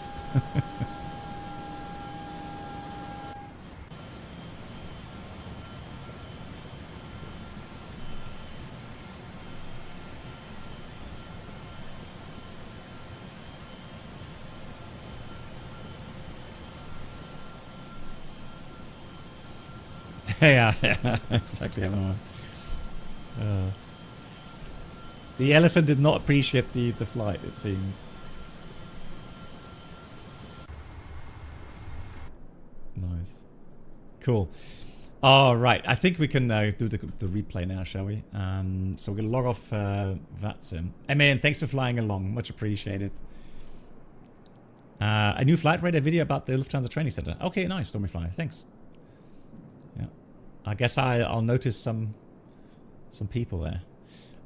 Let's do flight replay mode. So let's do that. Oh, doors. Oh no.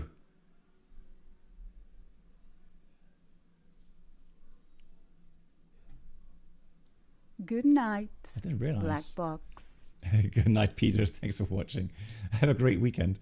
Hang on, let me just close all the doors. Menu. Doors. Please close the hatch. Sure. So would you recommend the FlightFactor? I do already have the troubleshooting look for this explained. Well, I mean, again, if you don't mind visuals looking a bit worse than in Microsoft, if you're not really too worried about that, if that doesn't upset you in any way, then you know, if you care more for the hand flying part, then yeah, I mean, I can definitely recommend the FlightFactor. Oh, hang on. Oh no. Oh, I keep forgetting. Hang on.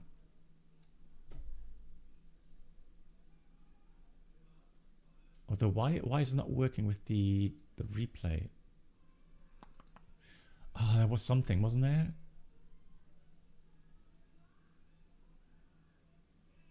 I think it has its own replay thingy.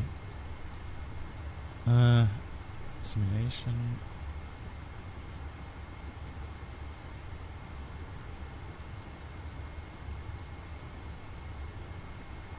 Yeah, 10 minutes. So how can I access, hang on, where? Boeing options. Anyone know how to do the replay here?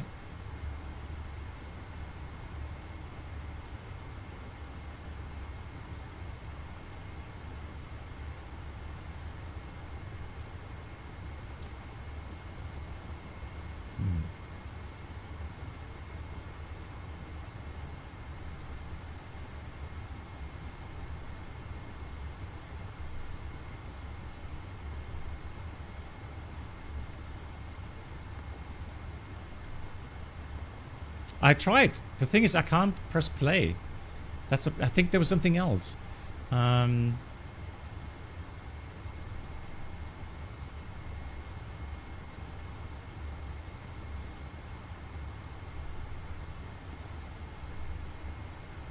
exactly. So I have that active. I just saw that under simulation.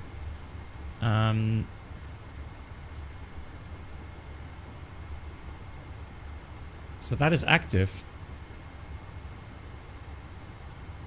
Oh, hang on. So I can only use the last 10 minutes. Okay, that's maybe... Yeah, maybe I should have done that to 30. Yeah. I guess you have to be quick, right? So it's only like 10 minutes, is it? Yeah. Here it's playing. So anything outside of 10 minutes is not playing. Yeah, you can't play. Oh. Sorry, guys. Yeah. Next time. We'll leave it on 30 minutes now, and then next time. And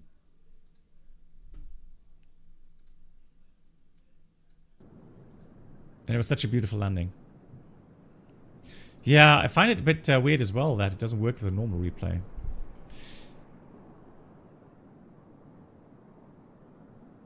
Yeah, but anyway, kudos. Big thank you to Pilot Seb, who gifted 10 subs today. And also thank you to, let me see, there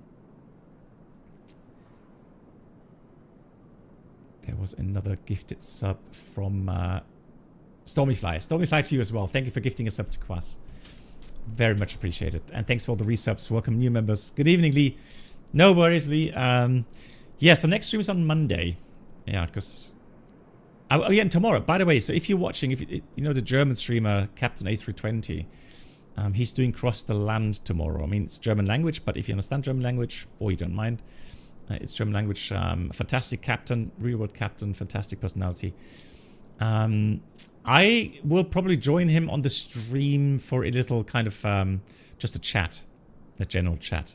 So I won't be flying with him, but yeah, we're just gonna have a little bit of a how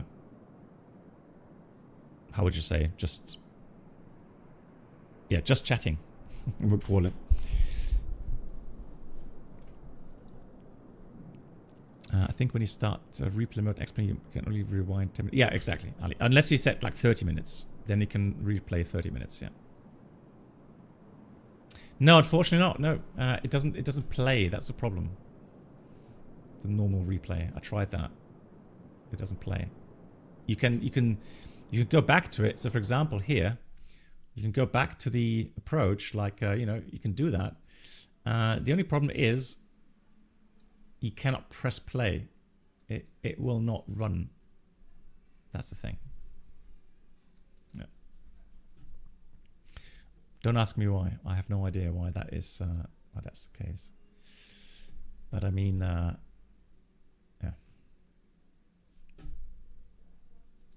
It's just the way it is. Cool.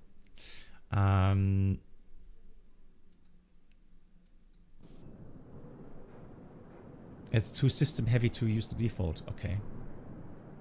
Oops. Now the scenery's not loaded in Chrome.